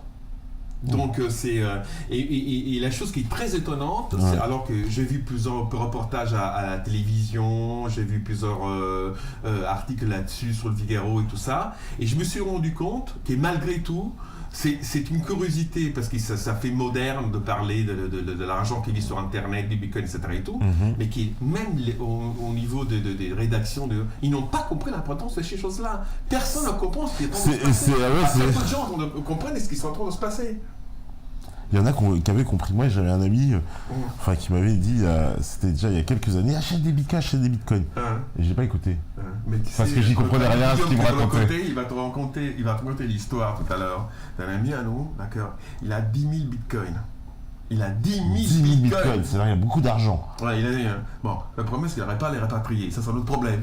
D'accord? Il a 10 000 bitcoins. Rapatrier, c'est-à-dire que. Mais il n'arrive pas à les récupérer. Il n'arrive pas vraiment à les récupérer. Non, je sais pas s'il dit vrai ou pas vrai. Ça, mais tu vois, c'est la réalité. C'est-à-dire, ce sont des mais il ne faut pas non plus avoir un rapport au micro spéculatif. Tu as maintenant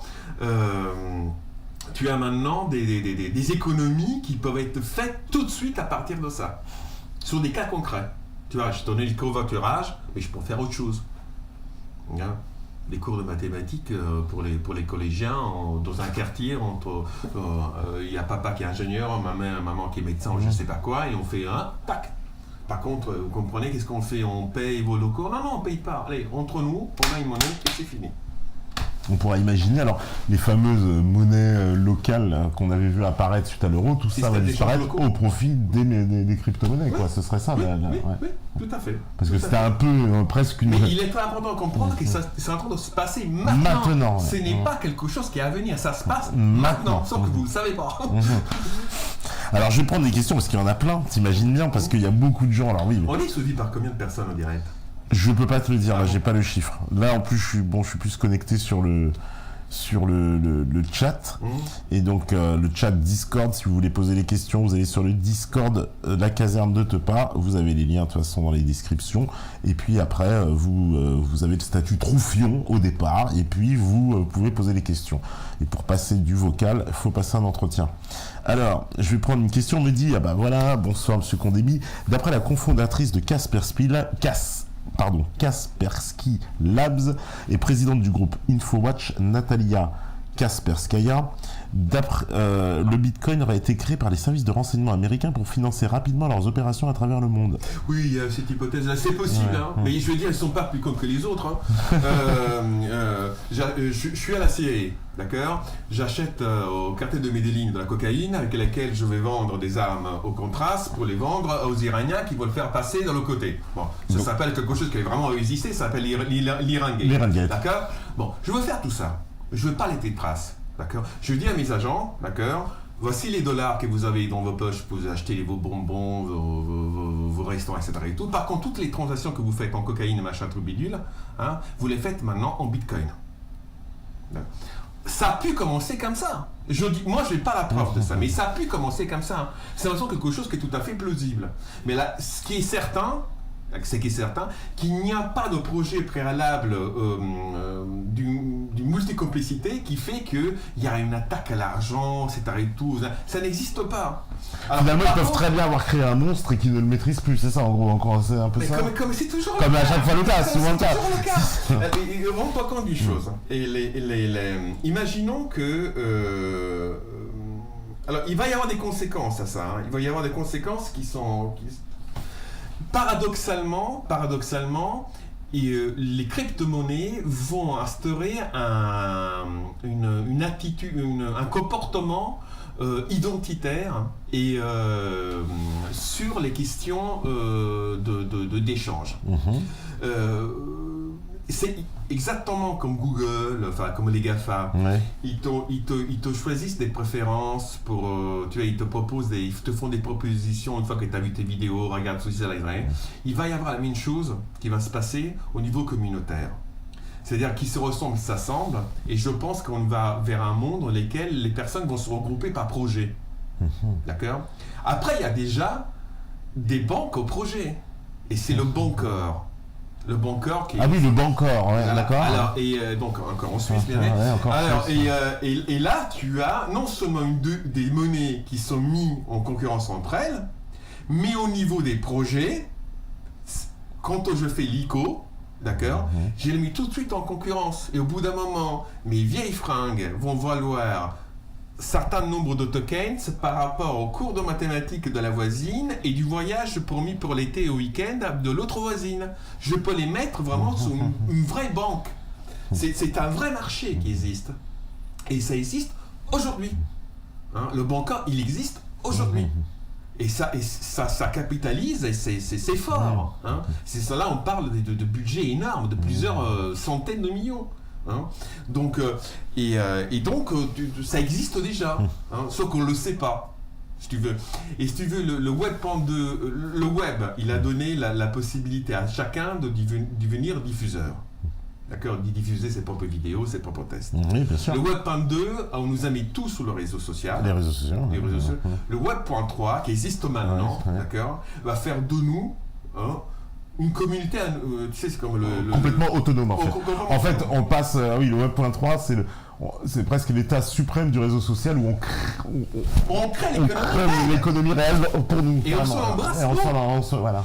Et ça c'est un appel que je veux faire aussi à comprendre, parce que j'ai quand même, comme on dit, des restes, certains diront des bons de restes dans mon passé, d'âme de gauche, je sais pas ce que je veux dire, parce que vu ce qui se passe en ce moment, quand on m'a dit j'étais de gauche, je dis ah non, moi j'ai jamais été de gauche, j'ai honte. Bon, bah ça c'est un autre discours. Mais ça revient à pouvoir exercer pratiquement des économies dans lesquelles, si on veut, pas complètement, mais si on veut, on peut s'affranchir de beaucoup. Avec toutes les problèmes, toutes les problématiques qu'on ne voit pas, mais qui existent vraiment. Parce que, alors moi je viens d'une région d'Europe dans laquelle il y a une des mafias les plus puissantes qui s'appelle la 'Ndrangheta, c'est la Calabre. Ah, la Calabre, oui. Qu'est-ce qui fait que par exemple la 'Ndrangheta a beaucoup d'hommes de main? Pourquoi? Bon, les mafias, ce sont des organisations criminelles sur plusieurs générations, donc c'est des histoires de famille derrière. Mais il n'y a pas que les quelques familles qu'elle adresse qu'il faut marcher toute la langue dans le niveau planétaire, parce qu'ils sont partout, d'accord? Il y a des hommes de main que tu payes, d'accord? Et une des choses qui va se passer avec les crypto-monnaies, c'est que tous les hommes de main que tu as, si eux-mêmes peuvent être autonomes, pourquoi tu veux qu'ils travaillent pour toi? Ça va devenir quelque chose qui va changer les rapports sociaux. Ou non seulement va changer les rapports sociaux, bon ça c'est le côté optimiste, parce qu'après il y a le côté pessimiste.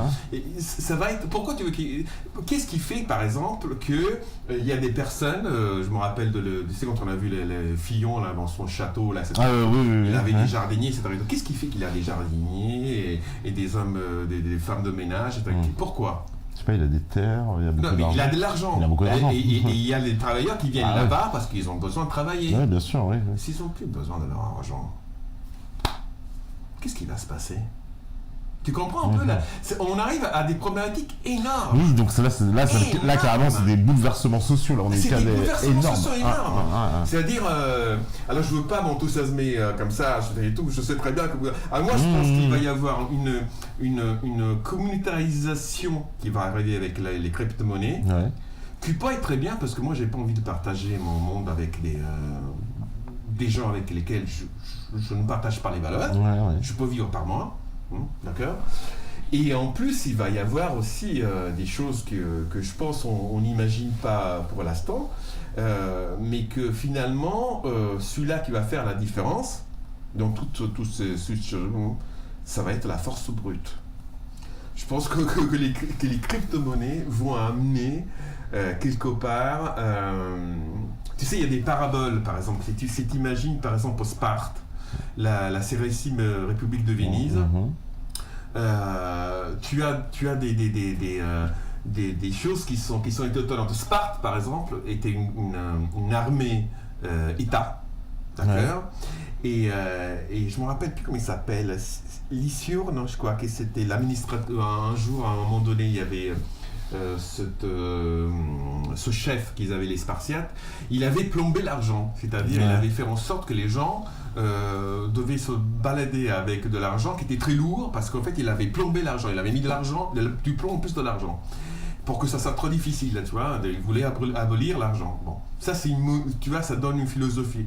T'as le marchand de Venise à Venise, d'accord, de Shakespeare, dans laquelle tu as la parabole qui est très forte, d'accord. Je te prête de l'argent et tu me garantis avec une livre de chair de ta poitrine. C'est la métaphore, elle est très forte.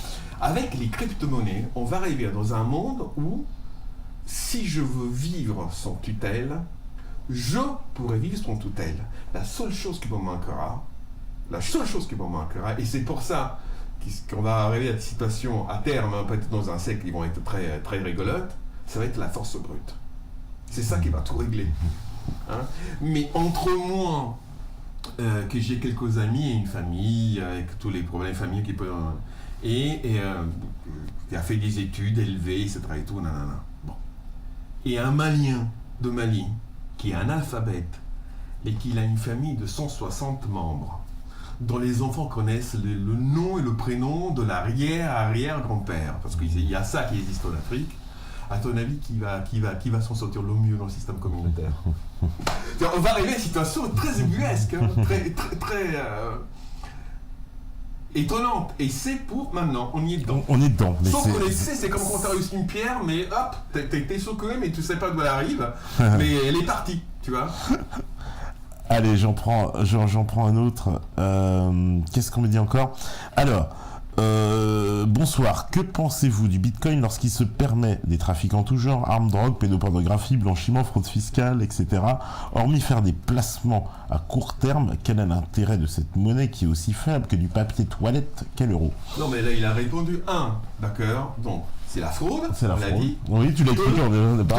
C'est la spéculation. La spéculation. Ouais. Après, si tu veux, tu as une autre troisième utilisation, c'est de t'affranchir, d'accord, des contraintes qui existent au niveau des échanges et donc de pouvoir vivre mieux. D'ailleurs, avec plus de biens matériels. D'ailleurs, il y en a donc qui spécialisent donc dans le minage et d'autres qui spécialisent dans la spéculation, c'est-à-dire qu'ils vendent, ils achètent les monnaies tout le temps, tous les jours. Au sens économique du terme. Au sens économique, oui, comme dans une bourse, on va dire, voilà. mais qui s'en sont fait spécialistes dans les crypto-monnaies. D'accord. Alors, on me dit...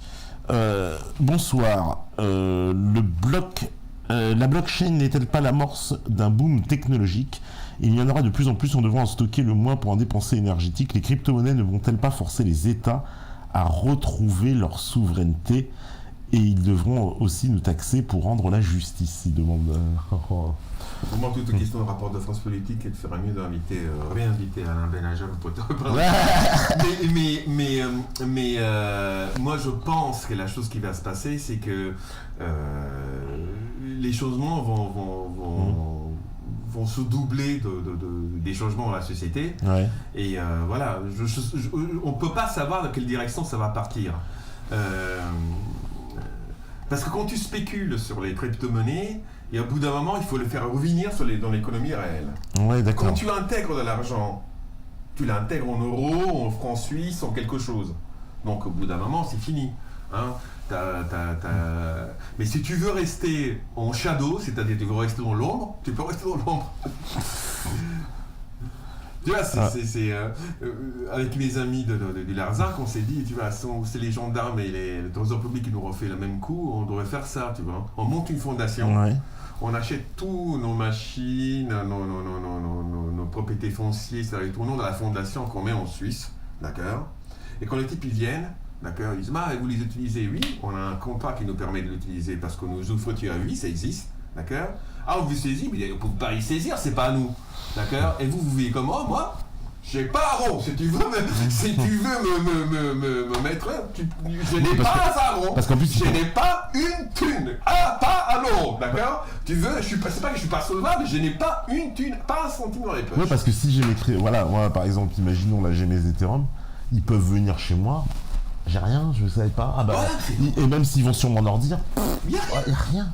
Tant qu'ils n'ont pas la série de tes codes privés qui te permettent d'intégrer dedans, ils ne peuvent. Et même s'ils l'ont, c'est pas marqué. C'est pas marqué que ça à moi, voilà, ouais, on ne sait pas à qui ça. Ça existe, c'est l'anonymat dans l'anonymat. Ah, bien sûr, quand tu fais tes transferts pour les faire arriver sur ton compte en banque en euros, tu perds ton là, je me découvre. D'accord. Mais il y a des. Il y a des ruses. Il y a des ruses. Mais là, je pense pas qu'on tombe dans le coup de la loi. Alors, on me dit, selon les derniers chiffres de l'Agence internationale de l'énergie, la crypto-monnaie Bitcoin consomme plus d'électricité que 159 États dans le monde. Qu'en pensez-vous, car la production électrique ne risque pas à un moment de devenir problématique? J'ai déjà répondu. C'était ce que tu as dit tout à l'heure, mais c'est clair que ça veut dire quoi? Mais il y a une économie. Il y a une économie par rapport à ça. Voilà, c'est tout. Oui, un jour, on va avoir par exemple, les Russes, ils ont des défis. Le Canada, ce sera la même chose. Ils ont des surplus d'électricité. L'électricité, qu'est-ce qu'il a décidé l'État russe? Qu'ils vont fabriquer par 100 millions de crypto. Ils ont un surplus équivalent à 100 millions de dollars d'électricité. Et donc, qu'est-ce qu'ils vont faire? Ils vont faire de la crypto. D'accord. Ça sert à rien de prendre ton fil de tension et de le mettre à terre à la masse. Tant qu'à faire, tu le mets dans une mine pour faire du minage crypto-monnaie et tu gagnes de l'argent. Et est-ce qu'il y aura la possibilité qu'un jour, même un pays européen qui soit pris dans la dette, il fasse comme le Venezuela, il crée une crypto-monnaie pour s'en Écoute, sortir. moi je vais dire une chose. Et alors, ce n'est pas que bon, c'est mon histoire personnelle. Moi, je suis d'origine, je suis italien. Oui. Je pense que l'Italie, qui sont toujours très à l'avance sur cette chose-là, il va nous donner une leçon. Va nous donner une leçon parce que je pense que d'une part, ce n'est pas un mystère que c'est le Bitcoin, c'est la monnaie de la mafia. Hein. Je me rappelle, mais c'est les Bulgares qui avaient chopé le wallet d'un trafiquant, de deux trafiquants serbes il y a 2 ans. Ouais. Et le Bitcoin a tellement explosé, et puis le douanier s'est dit tiens, mais il y avait ça sur le wallet de l'autre Serbe là, et maintenant ils se trouvent en Bitcoin à pouvoir payer un cinquième de leur dette. Ils en ont pour des milliards. C'est-à-dire que c'était quelque chose qu'ils avaient saisi en fait. Ils avaient saisi. D'accord. Alors, pour revenir à l'Italie, il va y avoir des grandes convulsions en Italie avec les prochaines élections. Les échos que j'ai de mes amis qui sont au mouvement 5 étoiles, CB, Piccolo, tout ça, enfin bon, j'ai des amis partout. Hein. Et parce que ça va être compliqué l'Italie à gérer, parce que la coalition entre un mafieux comme Berlusconi, des identitaires mi-nazis comme la Ligue Lombarde, plus l'ultra-gauche de Beppe Grillo. Je sais pas, mais les Italiens ils s'arrangent toujours, hein, mais ils vont cohabiter là-dessus, et je pense qu'une des choses qu'ils vont faire les Italiens, et c'est pas un mystère, la presse en Italie en parle, c'est qu'ils vont nous faire le coup de la crypto-monnaie. Et là, s'ils font ça, comme ils vont faire exploser l'euro, ils font exploser l'euro. Tout le monde dit que ça va venir d'Italie, c'est marrant en plus d'ailleurs. Que l'euro va exploser après les élections italiennes. Tout le monde est comme ça. En France, on dit ça? Ah oui, j'entends souvent dire ça. Parce que la situation est ultra tendue en Italie. Ah oui, ils sont à moins 450 milliards. Et la banque des Pasquiliciennes, c'est. Moi, j'ai regardé cette histoire-là, je me suis dit. C'est d'eux qui va venir le coup de je veux dire, là ils font ça, ils mettent l'euro, tu sais que l'euro est en fait, il y a une compensation. Tout à fait. Ils le mettent en crypto-monnaie, d'accord? Espèce d'euro italien. Ils disent vous n'avez pas le droit, on n'a pas le droit. Ah mais moi je ne savais pas, il dira Beppe Grillo, mais il se trouve qu'il y a 20 millions d'Italiens qui avant que la loi soit supprimée ont acheté, d'accord, des crypto-euros. C'est terminé. Ah. C'est terminé. Ils les tiennent pour les boulettes, ils font ce qu'ils veulent. Et moi, j'espère qu'on a réussi à dire ce soir, comprendre d'abord que c'est une réalité qui est actuelle, qui n'est pas à venir. 2, et cette question-là est vraiment très importante et elle existe déjà. On nous parle. On n'en parle pas. Je pense que c'est parce que on ne veut pas paniquer les personnes sans doute. Je sais pas il y a une grande partie. Il faut comprendre que la classe dirigeante, quel que soit le pays à l'heure actuelle, n'est pas à l'auteur pour ça. Sans doute des banquiers, oui, parce que c'est leur métier, mais ils ne sont pas à l'auteur de ça. Ils ne comprennent pas ce qui se passe du tout. Ils sont largués complètement. Hein, et je suis prêt à prendre sous le plateau n'importe qui vienne me dire qu'ils comprennent quelque chose. Parce que moi, cette question-là, je ne l'ai pas commencé hier. Je n'en comprends même pas comme... tu sais, McPhee, il a dit avec sa finesse à lui qu'il était prêt à se manger son pénis si jamais il se trompait. Bon. Et il n'a pas dit comme ça de manière plus vulgaire, mais la chose qui est évidente, c'est que lui, il voit le Bitcoin entre 500 000 et 1 million de dollars dans les années à venir. Hein, je pense que lui continue d'ailleurs à penser à la thésaurisation, à la capitalisation du Bitcoin de manière linéaire. Moi, je pense qu'au bout d'un moment, les crypto-monnaies vont tellement augmenter qu'il va y avoir un saut qualitatif et il va y avoir par exemple, pour les Africains, imagine un Africain, d'accord, d'un pays pauvre, pour le Mali, d'accord. Le déficit par rapport aux monnaies qui sont installées ou pas, il est énorme. D'accord ? Tu as maintenant des personnes, je ne connais pas le Mali, hein, je parle pas similitude par rapport à notre zone très sous-développée d'Europe qui s'appelle la Calabre. Imagine qu'il y a toute une série dans une zone de personnes. D'accord, tout le monde a un téléphone portable maintenant en Afrique, c'est pénétration. Imagine qu'on fasse une crypto-monnaie au niveau des Maliens Et on se dit finalement qu'on ne va pas aller chercher les centimes d'euros pour se payer comme ça au marché, on va se payer avec ça. Mais je veux dire, tout le monde a un téléphone, ça va se faire du jour au lendemain pour des sommes cumulées de millions d'euros. C'est presque une issue pour ces pays-là. Mes amis m'ont dit qu'ils ont vu des choses. Tu es au marché, t'achètes des piments, t'achètes des bananes, tac.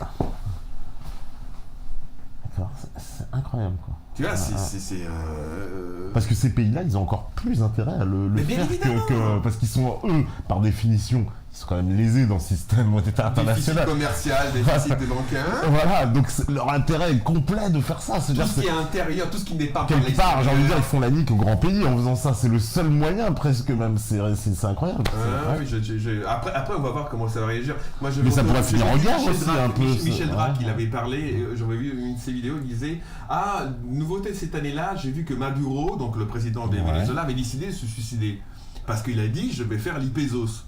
Et tu sais que Saddam Hussein, Gaddafi, etc. sont tous morts sur des problèmes de monnaie, du dollar. Oui. Et oui, je me suis dit, je ne sais pas s'il s'est suicidé. Ce qui est certain, d'accord, c'est que, de toute façon, son pays, il a attaqué, guerre de quatrième génération, tout tralala. Mais par contre, une fois, il a une arme énorme, Maduro. Il a une arme. Fais attention, parce que si j'ouvre, moi, une banque au pétrole, en crypto-monnaie, tu vas t'en sortir. Les gens, ils vendront ta monnaie de singe, qui s'appelle billet vert, ils vendront donc mon pétrole à moi, qui est le meilleur du monde. Parce que c'est ça qu'il y a derrière. C'est ça qu'il y a, ouais. Et ça se passe. Moi, ce que je voudrais, c'est que quand on a fini cette émission, les gens disent merde, mais sur Tipeee, on raconte des choses, je sais pas ce que j'ai compris, pas compris, mais en train de se passer quelque chose qui est énorme. C'est énorme, c'est l'argent. Tout le monde sait que l'argent tient le monde, c'est la chose la plus importante. Il y a des gens qui ne pensent qu'à l'argent. Et ben l'argent, il est en train de changer. Je ne dis pas disparaître, mais changer. Non, mais c'est important. Ouais, mais c'est fondamental, parce que là, c'est comme une révolution. L'argent, c'est la valeur générale. Ouais. Et cette promesse sur le futur, elle va complètement mettre en branle tout cette promesse future qu'il y a dans l'argent. C'est-à-dire, avec moi, tu vas acheter la même quantité de manière frangis, etc. et tout, sur les quantités, sur les qualités des choses. Elle va changer. Alors, allez, je prends les dernières questions. On me demande, est-ce que vous pouvez nous parler de la différence entre la proof of work et la proof of stake? Non, mais non. Trop compliqué, ça c'est le truc que tu les renvoies sur internet. Il y a des sites pour ça. Je ne veux pas insulter ce monsieur, mais cette dame, je ne sais pas, mais non. Parce que voilà, c'est des maths. On en parle comme ça. Les proof of stake, les proof of work, en fait, ça sert à prouver que tu es détenteur de la somme que tu dis que tu as. Voilà. Et voilà, aussi, on nous dit, mais à la fin, est-ce que finalement, le fait que ces monnaies-là, avec leur développement, elles vont finir par tuer toutes les autres monnaies, enfin les monnaies traditionnelles, non? Moi, je sais pas comment ça peut finir autrement. Je te dis pas... Là, dans le scénario, là, que tu vois, on suit, il me dit, mais à la fin, il n'y aura plus de monnaie traditionnelle. Prends un exemple que beaucoup connaissent. Quand tu vas au casino, quand tu vas à la fête de lutte ouvrière, d'accord, tu rentres dedans, comme tu es rentré dans le pays du communisme, d'accord, tu vas laisser 20 € à l'accueil et on te donne des jetons que tu vas consommer que à la fête de lutte ouvrière. T'as jamais été à la fête de lutte ouvrière? Non, désolé. Alors, je suis pas assez gauchiste pour ça, je suis désolé. Non, je rigole. Mais là, je suis jamais allé. Je suis jamais allé. Juste pour parler. Quand j'étais étudiant, j'y allais parce qu'il y avait plein de nanas et puis que la bière coûtait très peu. Mais tu vas là-dedans. Tu as une économie qui se fait avec ces jetons, d'accord, qui n'existe que là, parce qu'une fois que tu sors, tu ne vas pas aller à tes jetons, tu vas les dépenser. Voilà. Et c'est exactement ce principe-là qui va se généraliser partout. Partout. Et c'est la chose qui ça peut être aussi une manœuvre s'ils ont assez de force de force militaire, je veux dire, de coercition suffisante. Ça peut aussi être un espoir pour la Banque mondiale d'instaurer une monnaie. Ça peut être aussi le cas. Par contre, moi, j'y crois pas à cette hypothèse. Parce que je pense qu'il existe déjà une monnaie universelle qui s'appelle le dollar. Ouais. Et le dollar a besoin d'une infrastructure de soutien économique fait d'avions de guerre qui est très grande. Déjà, ils n'y arrivent pas avec le dollar. Vouloir ça de manière mondiale, avec des États qui ont à peu près des armes de destruction massive qui sont aussi forts que les tiennes, je veux pas comment tu vas convaincre Vladimir Poutine ou les Chinois que ta monnaie virtuelle elle est meilleure que la leur. Je vois pas. Donc je ne pense pas que cette hypothèse est plausible. Moi je ne vois pas comment ils vont faire ça. D'accord. On pourrait imaginer, alors ça pourrait être aussi source de conflit alors à l'avenir peut-être. Ah ben ça, mais c'est déjà une cause de conflit. C'est-à-dire que faut faire attention. Le langage n'est pas encore belliciste et guerrier. Il y a des précautions langagières qui sont utilisées un peu partout par les États, par les ministres, etc. et tout. Mais tu vois, quand par exemple il y a le Premier ministre, je crois d'Inde, qui il y a 2 semaines a dit chez nous on va interdire le Bitcoin, toute la planète a rigolé. Mais dis oui, mais pratiquement comme ça se passe. Parce qu'on ne sait pas faire, ça c'est impossible. Ou alors il faut couper Internet. Dire aux gens. Tu vas faire. C'est comme si je dis ah mais chez moi c'est fini, il n'y a plus d'électricité. Il n'y a plus d'électricité. Mais moi je viens chez toi, je te fais l'électricité. Ça n'a pas de sens. Ça n'a pas de sens, ouais. Moi je comprends. Donc la prochaine étape donc, de ce qu'on va vivre là, parce que là on a bien vu que les États essayent de légiférer tant bien que mal, en tout cas de s'intéresser à ce qui se passe. Mais ils m'ont l'air, comme tu me dis, un peu largués. Voilà, mais ils sont largués parce que en ce moment-là, ils ont d'autres chats fouettés. D'ailleurs, il y a une grande crise économique, etc. Et ils ne voient pas qu'ils sont en train d'organiser toute une économie sur une chose qui va leur glisser sous les pieds.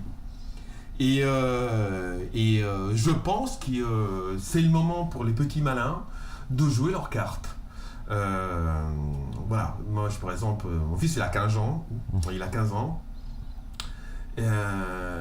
avec ses amis à lui, il lui arrive pratiquement une fois par mois, il se lève à 2h du mat, ils achètent une Dogecoin, c'est l'année du chien cette année chez les Chinois, et puis ils le revendent 2 jours après, à une autre heure, il m'a dit qu'il ne veut pas que je vende toutes les heures. Et à chaque fois, il arrive à gagner sur 10 € que je lui ai donné pour investir là-dedans, il arrive à gagner 2-3 €. D'accord. Donc ça veut dire si j'en investis 1000, je peux en gagner 3000. C'est à peu près ça. Ouais. Il y a des vraies fortunes qui se sont faites. Il y a des vraies fortunes qui se sont faites là-dessus. D'accord. Donc, et il est vrai que même aux États-Unis, enfin c'est ce qu'on m'avait expliqué qu'aux États-Unis, il y avait même des achats d'immobilier avec du Bitcoin. Alors pour l'instant, il y a des achats d'immobilier sur des biens particuliers. Mais en fait, si tu veux, tu retombes dans le vieux système économique au bout d'un moment. Il faudra quand même, au bout d'un moment, que tu payes ta taxe foncière, ta taxe d'habitation, que tu payes le voisin, que tu as une assurance qui est obligatoire, etc. et tout. Quelqu'un va venir te voir. D'accord ? Quelqu'un va venir te voir. Par contre, tu peux très bien faire quelque chose. Moi, je ne dis pas que je connais la personne qui l'a fait, ou quand même que j'ai entendu que je la connaisse. Attention, on m'a bien compris. Mais moi, par exemple, tu sais comment ça se fait chez le notaire. Au bout d'un moment, le notaire vient, où tu as décidé, après ta promesse de vente, d'acheter un bien, mais pas complètement déclaré. Le notaire va dire, excusez-moi, je voulais prendre un café. Et toi, tu donnes une petite enveloppe au type, d'accord, avant de signer, alors que la déclaration que tu as faite par rapport au fisc est moindre que celle que tu as achetée. Alors, avec le Bitcoin, tu fais exactement ça. Moi, je connais des personnes qui l'ont fait, d'accord ? Et non seulement on ne peut pas te choper, mais même le notaire ne peut pas imaginer, te soupçonner que tu as fait ça. Parce que lui-même, de toute façon, il est largué. D'accord. Ça va vraiment bouleverser. Ouais, je comprends. C'est en fait une révolution qui est en marche, quoi. Complètement. Complètement. C'est une vraie révolution. Au sens technique du terme. Seulement, ça prendra une forme, on ne sait pas. Mais c'est une vraie révolution qui marche et qu'il laissera des pans entiers de l'économie comme elle est. Elle sera complètement dévastée, quoi. Et c'est. Ça veut dire qu'aussi on peut envisager que il y a des monopoles qui vont être perdus dans cette économie, puisque si. Il y a des monopoles qui vont être perdus, par exemple, j'ai cité les notaires. Les notaires, c'est quoi ? La Chambre nationale des notaires, c'est quoi ? c'est une petite blockchain qui s'appelle pas blockchain, dans laquelle il y a une petite mafia de personnes bien logées, hein, qui disent voilà, à chaque fois que quelqu'un achète quelque chose, on se le dit entre nous, d'accord, et moi je recadastre et tout le monde le sait. Et voilà, c'est ça. Ça, franchement, le tiers de confiance, qu'est-ce qu'on a à faire si on a un vrai système de blockchain? C'est tout. Oui, je dis oui, mais si quelqu'un entre chez moi, moi j'appelle les flics, d'accord, et les flics ils vont venir pour défendre ma propriété. Si je l'achète et personne ne le sait, on ne sait pas qu'elle sait. Je sais pas, je peux pas répondre à ces questions. Mais tu vois, c'est possible. Ouais. Donc il y a des secteurs entiers de l'économie qui vont être complètement ballottés. Pour l'instant, ça ne se voit pas encore parce qu'il y a, comment s'appelle cet blogueur, un youtubeur là, Rage. Tu connais Rage? Rage, non. Il a essayé de vivre un mois qu'en Bitcoin en France. Ouais. Et pour l'instant, c'est pas possible. D'accord. Par contre, il nous a montré des choses que moi-même je ne soupçonnais pas. Le fait, par exemple, moi je n'étais pas au courant qu'il y avait des bars dans lesquels tu payais en Bitcoin à Paris. À Paris. Ouais. Donc, si tu as envie tous les jours d'avoir tes repas, d'accord. Bon, pour moi je suis à Sarcelles, donc c'est un peu différent. Tu vois, je veux pas. Mais je pourrais faire ça. Je pourrais aller tous les jours, d'accord, manger sur Paris et revenir. Par contre, en revanche, tu me disais à New York, c'est parfaitement possible. Tout à fait possible. Au Japon, n'en parlons pas. Au Japon, voilà. Londres aussi, c'est très en avance. Londres, oui, voilà. Donc ça va se faire. Et puis quelqu'un, il va au bout d'un moment trouver, l'Ethereum, je pense qu'il va faire la peau au Bitcoin à terme, que le Bitcoin Cash va complètement remplacer le Bitcoin normal, on va dire, parce qu'il est trop lent, la technologie est obsolète. Et il va y avoir des ajustements, mais voilà, le trend c'est celui-là. En tout cas, la révolution est en marche. Ah ouais, non, mais il faut le prendre maintenant. Dedans. Ouais, on est dedans maintenant. C'est pas venir sur dire il y a une camelote qui va venir acheter ma camelote. Non, on est dedans. Mais d'ailleurs, la camelote, c'est pas la mienne. Oui, c'est pas dans. C'est maintenant que ça se passe. Voilà, c'est maintenant que ça se passe et ça va être. Alors, il y a des choses évidentes aussi qui sont au niveau des trafics, hein, les trafics de drogue par exemple. Mais c'est clair. Imagine qu'il y a quelqu'un qui a de la famille. J'ai fait une connerie. Non, c'est moi. Qui a la famille au Maroc et qui a envie de vendre ici à d'autres personnes, d'accord? Pourquoi tu veux qu'il transporte des valises d'argent? Oui. Ça va simplifier. Alors les Western Union, tout ça, fini. Ça sert plus à rien. Le Western Union, justement, les UPS, et tout pour l'argent qu'on va envoyer directement par un prestataire de services, parce que tu es travailleur ici, par exemple, et ta famille est au Gabon, au Nicaragua, je sais pas quoi. Mais c'est parfait, ça. Mais c'est parfait. Tu envoies de l'argent à ta famille qui va récupérer de l'autre côté, d'accord? Ni vu, ni connu. Voilà, parce que là, plus de Western Union, plus de commission, ça coûtera moins cher. Donc commission, il y en a encore un peu, mais bon. Un petit peu certainement, mais ce sera beaucoup moins, c'est sûr, que Western Union. Et ben la révolution est en marche. Bah écoute, merci Francesco. Bah, de toute façon, tu reviendras quand ton livre. Quand tu auras fini ton livre. En plus, à chaque fois, il arrive quelque chose de tellement énorme. Je peux pas sortir sans ça. Donc, on sait que de toute façon, voilà, l'actualité, elle est mouvante. Il va encore se passer beaucoup de choses, j'imagine, d'ici là. Vous aussi, j'imagine, vous allez continuer à nous suivre. Si vous voulez participer au live, poser des questions, c'est sur le site patriote.info. Vous allez ensuite sur communauté Discord, vous vous inscrivez et pour venir en vocal, il faut d'abord passer un entretien. Si c'est pour écrire en texte, vous êtes de toute façon automatiquement troufion. C'est tout ce que vous méritez et c'est normal puisque si vous écoutez ce message, c'est que forcément quelque part vous faites un petit peu partie de la résistance. Ciao tout le monde.